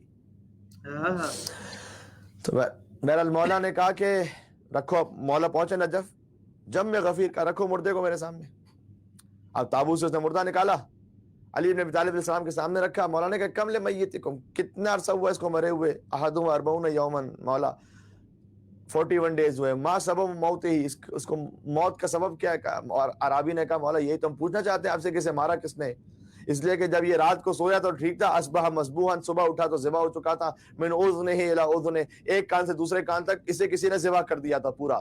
وَيُطَالِبُ بِدَمِهِ 50 رَجُلًا، اور اس کے قتل پر 50 لوگ ایک دوسرے کو شک کر رہے ہیں. 50 لوگوں کا یہ کہ بھائی اس کا قتل کس نے کیا ہے. تو بہت بڑا ہمارے یہاں فتنہ ہے. مولا نے کہا قتلہ عمہ، میں بتلا دیتا ہوں اس کے چچا نے اسے مارا ہے. لأنہ زوجہ ابنتہ، کیونکہ اس نے چچا کی بیٹی سے ازدواج کیا. فخلاها، اس کے بعد ازدواج کے بعد چھوڑ دیا. وتزوج بغیرها، اور پھر کسی اور خاتون سے ازدواج کر لیا. تو مشتعل ہو کر چچا نے اسے مارا ہے. اس عربی نے کہا نا نا نا لسنا نقنا بقولک، نا نا نا نا، ہم تو اس قول پہ قانے نہیں ہوں گے. فإنا نريد، ہم تو یہ ارادہ رکھتے ہیں کہ یہ خود گواہی دے. نفس عند اہل، خود یہ گواہی دے کہ اس کے چچا نے اسے مارا، تب مانیں گے، ورنہ نہیں مانیں گے. لنرتفع الفتنہ، تاکہ فتنہ تو کم سے کم دور ہو. فإذا ذلك قام الامام علی بن ابی طالب علیہ السلام. مولا کے نام پر ایک صلوات بھیجیے گا، مجھے بھی تھوڑا سہارا مل جائے گا. اللہم صلی علی محمد. فحمد اللہ، مولا بلند ہوئے، اللہ کی حمد و ثنا بیان کی، اس لیے کہ علی کے کو خدا کہنے والا، نعوذ باللہ من ذالک، نصیریوں کی طرح کوئی اور نہ ہو کہ جو علی کو خدا کہہ دے. اب جو کام ہونے والا تھا، پہلے خدا کی حمد و ثنا بیان کی. ایسا ایک انسان اپنی فضیلت کو بیان کر رہا ہو، کہیں پر کوئی اس کا کمال ظاہر ہو رہا ہو، وہ چاہتا ہے کہ لوگوں کی توجہ کسی اور کی طرف نہ جائے، سب مجھے ہی دیکھتے رہے. ایسا ہوتا نہیں ہوتا؟ کبھی کبھی خطیب بھی کہتے ہیں مجھے دیکھیے گا مجھے دیکھیے گا. یعنی کیا؟ یعنی اب میں آپ کے سامنے کچھ پیش کرنا چاہ رہا ہوں، توجہ ادھر ادھر نہ رکھیں، ہے نا. مولا کائنات آپ سب جانتے ہیں کہ ابھی مردہ زندہ ہوگا اس واقعے میں, آپ سب جانتے ہیں. علی پر اتنا یقین تو ہم سبھی کو ہے نا. بے شک. روح اللہ مردہ زندہ کرنا حضرت عیسیٰ علیہ السلام.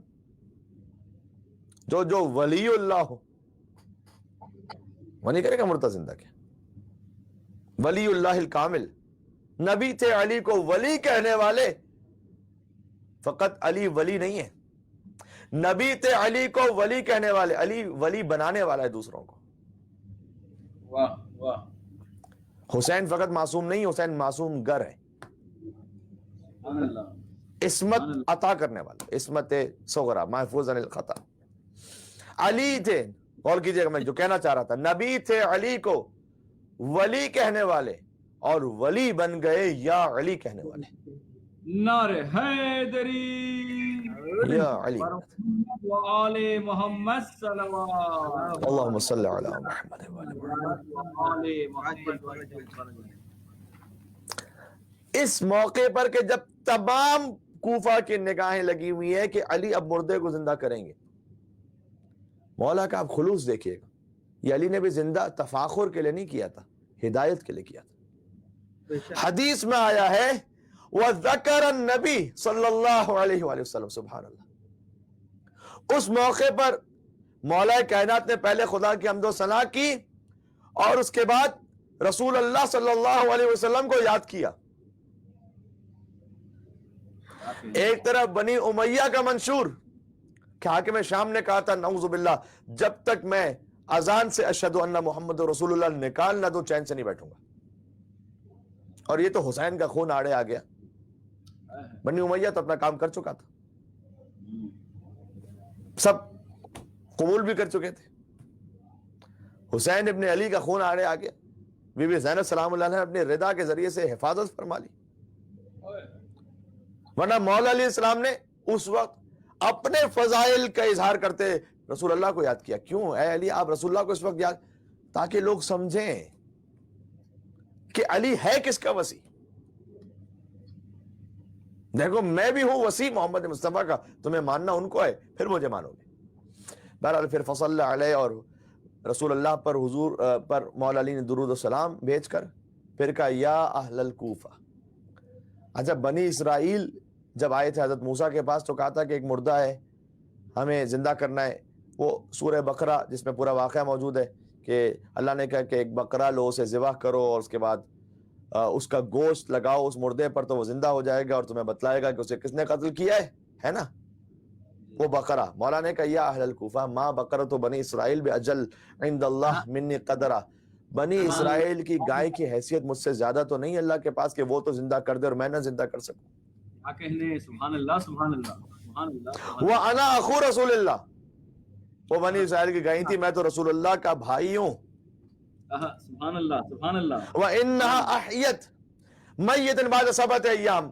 بنی اسرائیل کی گائے نے زندہ کیا تھا مردے کو 7 دنوں کے بعد, اور یہاں 41 دن گزر چکے ہیں. پھر اس کے بعد میرے مولا نے کہا ان بقرۃ بنی اسرائیل ضرب ببعضها المیت فعاش. بنی اسرائیل کی گائے کا گوشت اس میت پر لگایا گیا تھا تو وہ زندہ ہوا تھا. وَأَنَا أَضْرِبُ هَذَا الْمَيِّتَ بِبَعْضِهِ. سبحان اللہ. مولا نے کہا کہ میں تو فقط ایک ٹھوکر لگاؤں گا اس میت کو. سبحان اللہ سبحان اللہ. کیا کہنے. اب آپ نہ سمجھیں گے تو کون سمجھے گا اس بات کو. لِأَنَّ بَعْضِي خَيْرٌ مِّنَ الْبَقَرَةِ كُلِّهَا. مولا کو یہ کہنا چاہ رہے تھے کہ بنی اسرائیل کی وہ جو گائے تھی بقرہ اس کو لگایا گیا تھا مردے کو, تب جا کر وہ مردہ زندہ ہوا تھا. مولا نے کہا کہ لیکن میرا جو باز ہے یعنی میری فقط ایک جو ٹھوکر ہے خیر من البقرۃ کلھا, وہ پورے بنی اسرائیل کے بقرہ سے افضل ہے. سبحان اللہ سبحان اللہ. فقط ایک ٹھوکر, میرا جز بھی اس بقرہ سے کل سے افضل ہے. ثم حدہ برجلہ. اس کے بعد اپنے قدموں سے ہلایا اسے. ہائے ہائے ہائے, سبحان اللہ. کیا شان ہے اس مردہ کی بھی کہ جسے علی اپنے قدموں سے ہلا رہا ہو. پر محمد والے محمد صلوات. اللہم صلی علی محمد. محمد والے محمد وعجل فرجہ. گھر میں 1.25 گھنٹہ مجھے بات کرتے ہوئے ہو گیا اور مصائب بھی پڑھنے. واقعی ایک طرف سے تھوڑی سی ایک شرمندگی بھی ہوتی ہے کہ مومنین کو تکلیف میں ڈال دیتا ہوں، لیکن آپ بہت شکریہ آپ کا، آپ خادم امام حسین ہوتے ہوئے ایک امام حسین کا سب سے چھوٹا ذاکر ہوں، تکلفاً نہیں، میں حقیقتاً کہہ رہا ہوں، بہت سب سے چھوٹا واقع، آپ معاف فرمائیں گے مجھے۔ صبح برجل، امام نے اسے اپنے قدموں سے ہلایا، سبحان اللہ، اور کہا اسے وقال لہ قم باذن اللہ، اللہ ہی کے اذن سے زندہ ہوگا، قم باذن اللہ، اللہ کے اذن سے کھڑا ہو جا۔ اچھا وہ آیا تھا شخص جو یہ کہنے کے لیے علی نے کتنی پشتوں تک گنوایا تھا؟ 9 پشتوں تک نا، اس کا نام مولانا نے کہا قم باذن اللہ، اللہ کے اذن سے کھڑا تو ہو جا۔ کون؟ یا مدرک بن حنزلہ بن غسان بن بحیر بن فہر بن سلامہ بن طیب بن الاشعث، ذرا کھڑا تو ہو جا اللہ کے اذن سے۔ کیا کہنے سبحان اللہ، احیاک اللہ تعالی علی ید علی ابن ابی طالب، سبحان اللہ، تجھے اللہ نے علی کے ہاتھوں سے زندہ کر دیا ہے۔ سبحان اللہ سبحان اللہ، زندہ اللہ کرے گا، ہاتھ علی ابن ابی طالب کے۔ کیا کہنے سبحان اللہ، یہ قائم مقام مظہر صفات خداوندی۔ زیارت جامع کبیرہ میں نہیں پڑھتے اہل بیت ایاب الخلق علیکم، ہمیں پلٹنا ہے آپ کی طرف، وہ حساب ہم علیکم، حساب کتاب آپ لینے والے، کسی کو اچھا لگے برا لگے، قیامت میں پلٹنا اہل بیت کی طرف ہے، علی اور اولاد علی کی طرف، حساب کتاب بھی وہ لیں گے۔ سبحان اللہ سبحان اللہ، برا لگے زیارت جامع کبیرہ سے نکال دیجیے اگر کسی شیعہ کو برا لگتا ہے تو۔ غیروں کا کیا کہوں، اپنوں کی فکر لگی ہوئی اب تو عقائد بچانے کے لیے۔ میسا میں تمار کہتے ہیں فنہض غلام، غلام کھڑا ہو گیا، اصبح من الشمس، سورج سے زیادہ روشن تھا اس کا، نورانی تھا اس کا چہرہ، اضعافن، کئی گنا زیادہ نورانی، ومن القمر اوصافن، اور چودھری کے چاند کی طرح کوئی حسین تھا، اور وہ جوان زندہ ہو کر کہتا ہے علی کو لبیک لبیک یا حجت اللہ علی الانام، سبحان اللہ سبحان اللہ سبحان اللہ، لبیک لبیک، اے اللہ کی حجت زمین پر، جسے اللہ نے مخصوص کیا اپنے فضل و انعامات سے۔ مولا نے کہا اب چونکہ حجت تمام کرنا تھی، مولا نے کہا من قتلک، قتل کس نے کیا تجھے؟ پہلے ہی بتلا چکے تھے نا، اس نے کہا قتلنی عمی، علی آپ تو جانتے ہی ہیں میرے چچا نے مجھے مارا ہے، الحارث بن غسان، حارث بن غسان نے مجھے مارا ہے، میرا چچا ہے وہ۔ مولا نے کہا انطلق الی قوم، جا واپس اپنی قوم کی طرف جا اور انہیں بتا کہ تیرے چچا نے تجھے قتل کیا ہے، کیونکہ وہ یہی کہہ رہے تھے نا وہ سب۔ وہ کہتا ہے مولا لا حاجت لی الیہم، نہیں مولا مجھے نہیں جانا، اب نہیں جانا واپس وہاں پر۔ کیوں؟ اخاف ان یقتلونی مرۃ اخری، مجھے خوف ہے کہ وہ پھر سے مجھے قتل کریں گے، اور آگے سنیے گا ولا یکون عندی من یحیینی، پھر وہاں کون ہوگا جو مجھے زندہ کر سکے گا؟ واہ واہ واہ، سبحان اللہ سبحان اللہ سبحان اللہ، پھر کوئی دوسرا علی ہے ہی نہیں، اسی لیے تو علی دوسرا بنا ہی نہیں، خدا کے پاس کوئی اور فاطمہ ہی نہیں۔ نعرہ حیدری اور محمد وعلی محمد صلوات، اللہم صلی علی محمد۔ محمد وعلی محمد وعجل فرجہ۔ اللہ اکبر۔ زمانہ آگ پر چلنے کا یہ اثر دیکھے، وہ جل رہا ہے جس پر کبھی چلا ہی نہیں۔ مولا کی ماتم کرتے ہوئے ماشاءاللہ جو مومنین چلتے ہیں آگ پر، جلتے ہوئے ہیں جو کبھی چلتے نہیں، کہ اللہ یا مولا واللہ لا افارقک، پر اے مولا خدا کی قسم میں نہیں جدا ہو سکتا آپ سے، نہ بھیجے مجھے وہاں کوئی دوسرا علی تھوڑی کو جو زندہ کر سکتا، بل اکون معک، بلکہ میں ہمیشہ آپ کے ساتھ رہوں گا، پلک جھپکنے کے برابر میں نہیں جدا ہونا چاہتا میں آپ کے ساتھ۔ اور پھر اس کے بعد میں روایت اب چھوڑ رہا ہوں درمیان سے کچھ، ولم یزل بین ید امیر المومنین، وہ ہمیشہ علی کے ساتھ تھا وہ جوان، حتی قتل بصفین، یہاں تک کہ صفین میں علی کے ہمرکاب جنگ میں شہید ہوا۔ بہرحال مولا جس میں قابلیت ہو وہ مر بھی جائے تو علی زندہ کر کے اسے صفین میں بلا لیتے ہیں۔ کیا کہنے، سبحان اللہ سبحان اللہ۔ یہ اشارہ ہے، خدا کی قسم کاش یہ بات پہنچ سکے، یہ اشارہ ہے کہ اگر حضرت حجت کے واقعی منتظر ہو، مر بھی جاؤ گے تو فکر نہ کرو، وہ علی ہی کا بیٹا ہے، جیسے علی نے ٹھوکر مار کر زندہ کیا تھا وہ بھی ٹھوکر مار کر تمہیں زندہ کر دے گا۔ پروردگار یہ میرا منتظر تھا. منتظر کا مطلب کیا ہے؟ جو واجبات پر صحیح اپنے عمل کرے، حرام سے بچے. یہ سب سے بنیادی ترین شرط ہے. عقائد کے معاملے پر کسی قسم کا کوئی کمپرومائز نہیں ہونا چاہیے. وہ عقیدہ آپ نے اپنے دل میں رکھنا ہے، بچوں تک پہنچانا ہے، تقیہ بھی کرنا ہے جہاں ضروری ہے. یہ سب باتیں اپنے مقام پر ہیں. جوش و جذبات میں آ کر مومنین کی جانوں کو خطرے میں نہ ڈالیے، یہ صحیح نہیں ہے. لیکن حکمت سے کام لیجئے. اور فلاں کے مقدسات یہ نہ کرو گا. مقدسات کیا لگا کے رکھا ہوا ہے میرے بھائی؟ جو ہے حقیقت وہ دل میں سب جانتے ہیں. بچوں تک پہنچائیے. کوئی ایسا کام نہ کیجئے کہ جس سے کسی کو کوئی تکلیف ہو. بس مولا آپ کو خوش رکھیں، شاد و آباد رکھیں، کوئی غم عطا نہ فرمائے سوائے غم امام حسین علیہ السلام کے. 20واں آ گیا،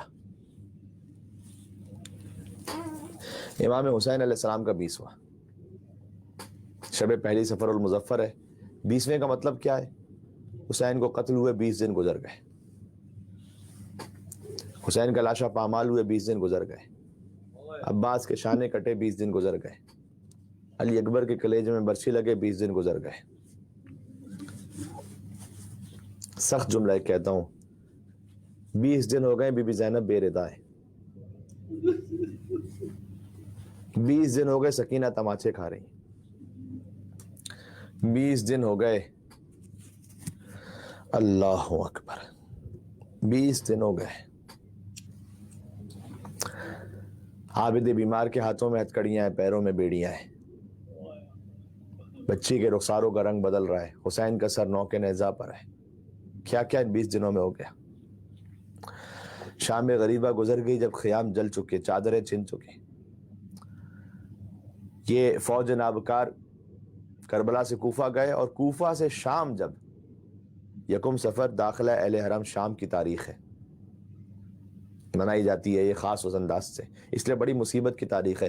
یہ اتنی سخت تاریخ ہے کہ سجاد ساری زندگی کہتے ہوئے چلے گئے الشام الشام الشام. کربلا کربلا کربلا نہیں کہا میرے مولا نے، کوفہ کوفہ کوفہ نہیں کہا میرے مولا نے، الشام الشام الشام. اللہ اکبر. تو یہ شام پہنچنے پر تو ان ملعونوں نے 3 دن تک قافلہ کہتے ہیں کہ روک کے رکھا تھا. بازار سجتے رہے، درباروں میں زینت ہوتی رہی. لیکن کوفہ سے شام تک کا جو سفر تھا نا، جو سفر یہ ان ملعونوں نے اتنا تند و تیز رفتاری سے طے کیا کہ 40 دن کا سفر 10 دنوں میں طے ہوا. اور اسی تندی کی وجہ سے اطفال حرم راہ میں اونٹوں سے گرتے گئے، اور کتنے ہی اونٹوں کی ٹاپوں تلے پامال ہوتے گئے. عزیزوں، آج ہم فرش عزا پہ بیٹھ کے مولا کا 20واں کر رہے ہیں. سکینہ نے اپنے بابا کا 20واں کیسے کیا تھا؟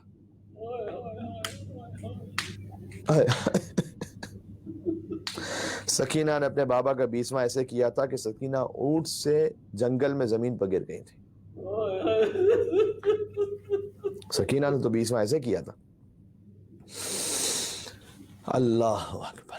میں بات عرض کرنا تھی لیکن بہرحال رہ گئی، منزل مصائب پر آ چکا ہوں، لہذا تفصیل میں نہیں جا سکوں گا. ایک جملہ کافی ہے. دربار معصومین، آپ کی امام بارگاہ، آپ کی پوری کمیونٹی کا بہت شکر گزار ہوں. آپ نے امام حسین علیہ السلام کے اس بہت فقیر ادنا سے ذاکر کو عزت احترام عطا کیا، مجھے پڑھنے کا موقع فراہم کیا.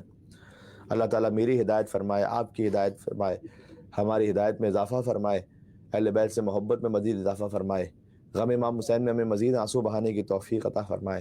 آپ کی کمیونٹی میں 2 ایسے علماء موجود ہیں، میں سمجھتا ہوں اردو زبان میں اس وقت اس لیول کے علماء موجود نہیں ہیں، کہیں پر بھی موجود نہیں ہیں، جو عقیدے کے اعتبار سے اتنے زیادہ مضبوط اور پختہ ہوں، جو عمل کے اعتبار سے عالم با عمل واقعاً صحیح معنوں میں ہوں، جو فقہی مسائل کے اعتبار سے اردو زبان میں ان سے زیادہ بڑھ کے کوئی صلاحیت نہیں رکھتا. استاد محترم حجت الاسلام والمسلمین مولانا قبلہ نادر صادقی صاحب، اور پھر براہ راست تو استاد محترم نہیں لیکن بالواسطہ ہم نے ان سے بہت استفادہ کیا، لہٰذا میں ان کے لیے بھی استاد محترم کا لفظ استعمال کرتا ہوں. حجۃ الاسلام والمسلمین جناب مولانا سید ابو طالب طباطبائی صاحب، 2 واقعی قیمتی ہیرے آپ کے پاس ہیں، آپ نے ان کی حفاظت بھی کرنی ہے، ان سے استفادہ بھی کرنا ہے۔ ان سے میں نے ذاتی طور پر بہت استفادہ کیا ہے، بالمشافہ بھی استفادہ کیا ہے اور آن لائن بھی بہت استفادہ کیا ہے۔ اللہ تعالیٰ آپ کو شاد و آباد رکھے، مجالس جاری رہیں گی آگے دربار معصومین کے پلیٹ فارم سے، اور جو وہاں مومنین دیکھ رہے ہیں انشاءاللہ جو آگے آنے والے علماء و ذاکرین ہیں وہ خطاب فرماتے رہیں گے۔ آج میری ڈیوٹی اپنے اختتام کو پہنچ رہی ہے، کل سے پھر نیو جرسی اور مقامات پر جو مجالس کا سلسلہ ہے وہ شروع ہو رہا ہے۔ بہرحال ہماری مجالس انشاءاللہ ہمارے سوشل میڈیا پلیٹ فارمز پر آتی رہیں گی۔ بہرحال آپ کا بڑا مشکور ہوں۔ اور آج جو داخلہ اہل حرم ہے، میں نے عرض کیا کہ بچے اونٹوں کی ٹاپوں تلے پامال ہوتے گئے۔ حسین کی بچی گر گئی جنگل میں۔ روایت میں ہے کہ خولی ملعون جس کے نیزے پر اس کے ہاتھ میں تھا امام حسین کا سر، وہی شقی بی بی سکینہ کی مہار شتر تھامے اونٹ کو سب سے زیادہ جلدی دوڑاتا تھا، اور سکینہ کا تمام بدن زخمی ہو گیا اونٹ سے گرتے گرتے۔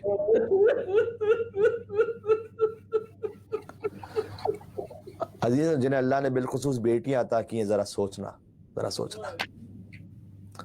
حسین کی بیٹی ہے، حسین کی بیٹی 4 برس کی ہے۔ اس روایت کے جملے سے پتہ چلتا ہے کہ بی بی فقط ایک مرتبہ نہیں گری، پتہ نہیں کتنی مرتبہ حسین کی سکینہ رائے کوفہ اور شام میں گری۔ جب بچی گرے اونٹ سے تو کہاں نہ چوٹ آئی ہوگی، ویسے ہی چہرے پر تماچے تھے، ویسے ہی کل روایت پڑھ چکا ہوں کانوں سے، پرسوں روایت پڑھ چکا ہوں، ایسا لہو جاری تھا کہ رخساروں تک بہتا تھا۔ اس بچی پر کیا گزری، اللہ اکبر اللہ اکبر۔ عزیزوں، میں چونکہ میرا سینہ بالکل اس وقت اس میں طاقت نہیں بچی ہے، آپ سے پہلے بھی ایک مجلس اور پروگرام سے خطاب کر رہا تھا، میں آواز شاید بلند نہ کر پاؤں، جو مصائب کا تقاضا ہوتا ہے، آپ اپنی آواز بلند کیجیے گا۔ سکینہ ایک بار نہیں گری، کئی بار گری۔ غم سکینہ کو ملے اتنے مسلمانوں سے، مر گئی پر نہ کبھی ہاتھ ہٹے کانوں سے،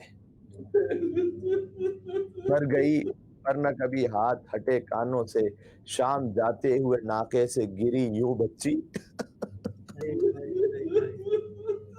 شام جاتے ہوئے ناقے سے گری یوں بچی، مشک غازی کی گری جیسے کٹے شانوں سے، جیسے کٹے شانوں سے غازی کی مشک گری تھی، ویسے ہی ناقے سے یہ بچی گرتی گئی۔ ایک بار تو وہ جنگل میں گری ہے ایسے کہ کسی کو نہ مل سکی سوائے زینب کبریٰ بی بی سلام اللہ علیہا کی۔ لکھا ہے کتابوں میں کہ ایک مرتبہ جب یہ یتیمہ گری تو خولی نے پہلے زور سے پکڑ کر اونٹ پہ بٹھا دیا، اور ابھی سنبھل بھی نہ پائی تھی کہ اس بہر رحم نے پھر ناقہ دوڑا دیا، اور پلٹ کر دیکھا بھی نہیں، بچی گر چکی تھی اور یہ اونٹ دوڑاتا جا رہا تھا۔ اللہ جانے شاید رات کی تاریکی بھی تھی، اب قافلے میں کسی کو نہیں پتا کہ بچی گر چکی ہے، یہ اونٹ دوڑاتا جا رہا ہے، اور گر کر سکینہ کہیں بے ہوش ہو چکی تھی۔ روایت میں لکھا ہوا اس نے وہیں چھوڑ دیا بچے کو۔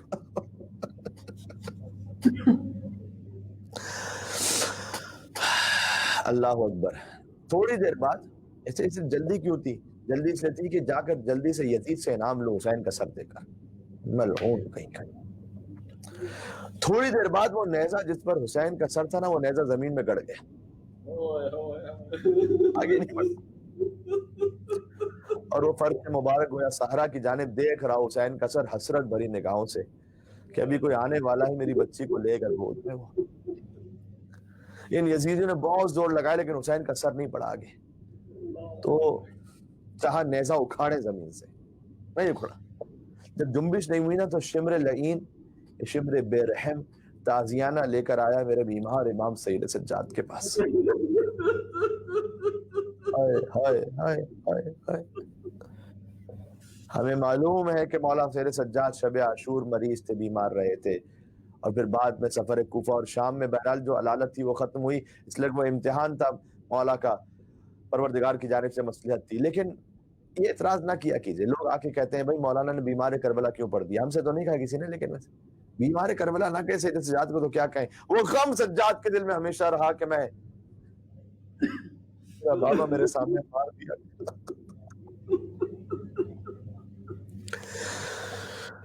شمر کے تازیانے سے پشت سید سجاد رنگین ہونا شروع ہوئی۔ تازیانوں سے سجاد کی پشت پر کربلا کی تاریخ لکھی گئی ہے۔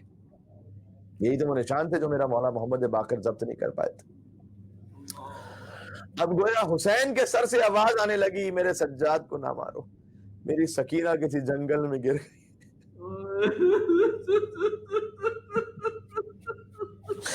میری سکینہ کسی جنگل میں، یہ سنتے ہی بی بی زینب سلام اللہ نے آہ بھری، اپنے آپ کو اونٹ سے زمین پر گرا دیا۔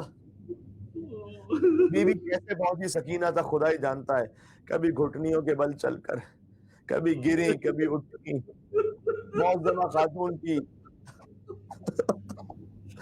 اب جملہ کیوں، گویا زینب سکینہ سلام اللہ علیہا، بی بی زینب سلام اللہ علیہا سکینہ کے پاس ایسے پہنچی جیسے حسین اکبر کے لاشے پر پہنچے تھے۔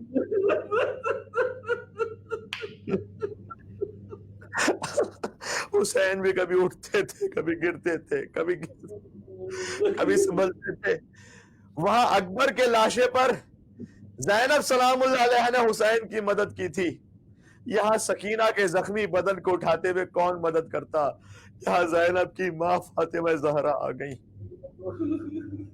جب بی بی نے دیکھا کہ سیاہ پوش ایک بی بی ہے، خاک پر بیٹھی ہے، سکینہ کو اپنی آغوش میں لے کر تسلی دیتی جاتی ہے، میری سکینہ افسوس کہ تو یتیم ہو گئی ہے، تیرا بابا اس غربت میں تجھ سے بچھڑ گیا، لیکن میری نور نظر گھبرانا نہیں، میں تیری دادی فاطمہ زہرا ہوں۔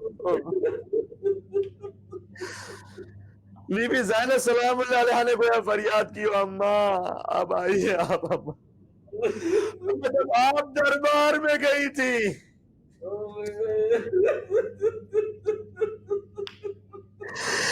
اماں آپ کا سر ڈھکا ہوا، جب زینب دربار میں گئی ہے تو سر کھلا ہوا، اماں آپ بھی دربار میں گئی تھی حق لینے کے، جب آپ دربار میں گئی ہے تو ہاتھ کھلے ہوئے تھے، جب آپ کی بیٹی دربار میں گئی ہے تو زینب کے ہاتھ بندھے ہوئے تھے۔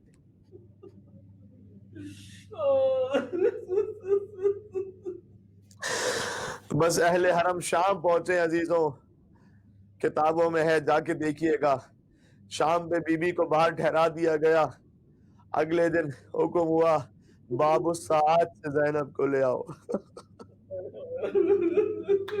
باب الساعات پر سب سے زیادہ بھیڑ تھی، مجمع تھا تماشائیوں کا، کوئی سیٹی بجا رہا تھا، کوئی تالیاں بجا رہا تھا۔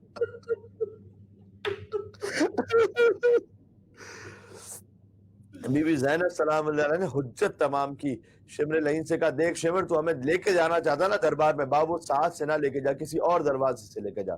کہا نہیں زینب، اللہ اکبر، اس ملعون کی زبان پر میری بیوی کا نام۔ میں نے مولانا صادق حسن صاحب کی زبانی یہ جملہ بھی سنا ہے کہ گویا اس ملعون نے یہ کہا کہ کیا اب تک اپنے آپ کو شہزادی سمجھ کر رکھا ہوا ہے کوفہ کی؟ یہ جو میں نے کتابوں میں پڑھا ہے وہ اس کیفیت میں کہ یہ ملعون یہ کہتا ہے کہ نہیں یزید کا حکم ہے بابو سعد سے ہی لے جائیں گے۔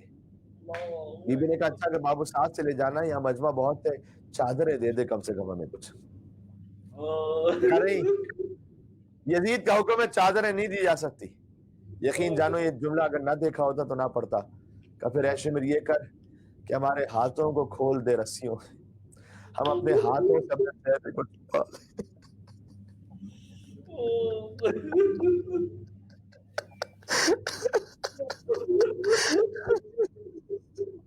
کہ نہیں ہاتھوں کو نہیں کھول سکتے،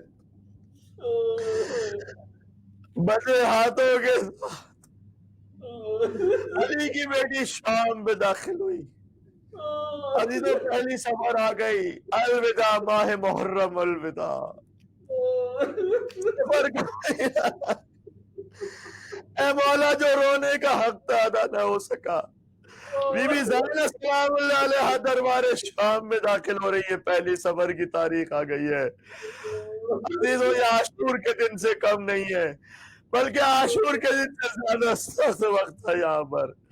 حسین کا جہاد خاندانی روایات کے مطابق تھا، لیکن بی بی زینب کا جہاد، جن کی ماں کا جنازہ رات کی تاریکی میں اٹھا تھا، زینب بے مقنا و چادر شرابیوں کے مجمع میں تھی۔ شام کی منزل کوفہ سے بھی زیادہ سخت تھی، لوگ آوازیں کس رہے تھے، تماشائیوں کا مجمع تھا، کہہ رہے تھے باغیوں کی بہن آ گئی، باغیوں کی بیٹی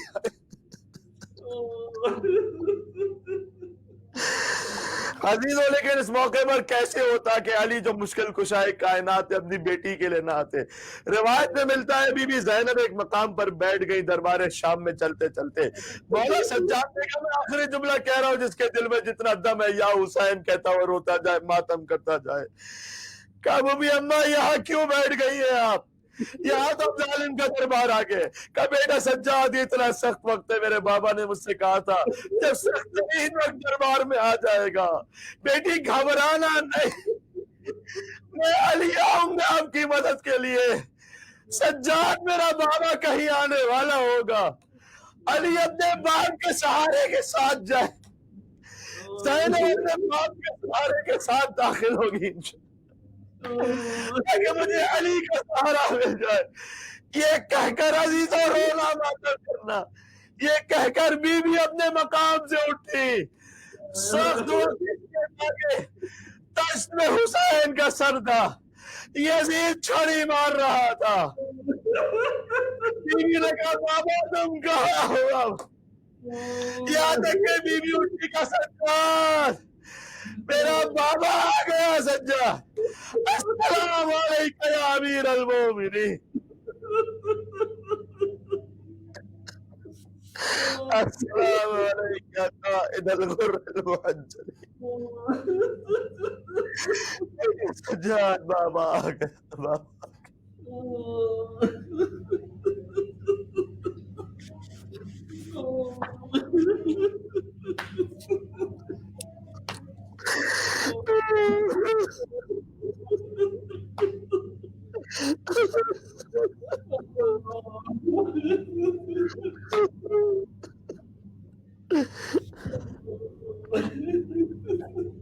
کوئی پڑھتے پڑھتے غشق آ جائے، سنتے سنتے غشق آ جائے تو کم ہے۔ علی کی بیٹی زینب، حسین کی خار زینب، مجمع اغیار۔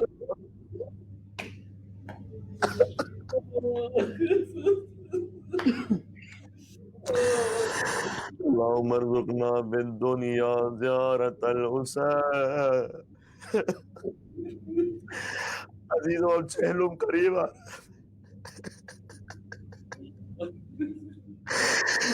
ہر سال جایا کرتے تھے کربلا تڑپ رہے۔ عزیزوں چہلم قریب آ گیا، ماہ سفر میں داخل ہو گئے، اب چہلم کے مہینے میں داخل ہو گئے۔ محرم حسین کا مہینہ ہے، سفر زینب کا مہینہ، عشر زینبی اب آئے گا۔ چہلم پر بی بی قبر حسین کی زیارت پر پہنچی تھی، کہا تھا بھیا زینب لٹ کر آ گئی بھیا، لیکن تیری امانت شام کے زندان میں چھوڑ کر آئی۔ ابھی 13 سفر کی تاریخ آئے گی، بابا کو رونے والی بچی زندان شام میں مر جائے گی۔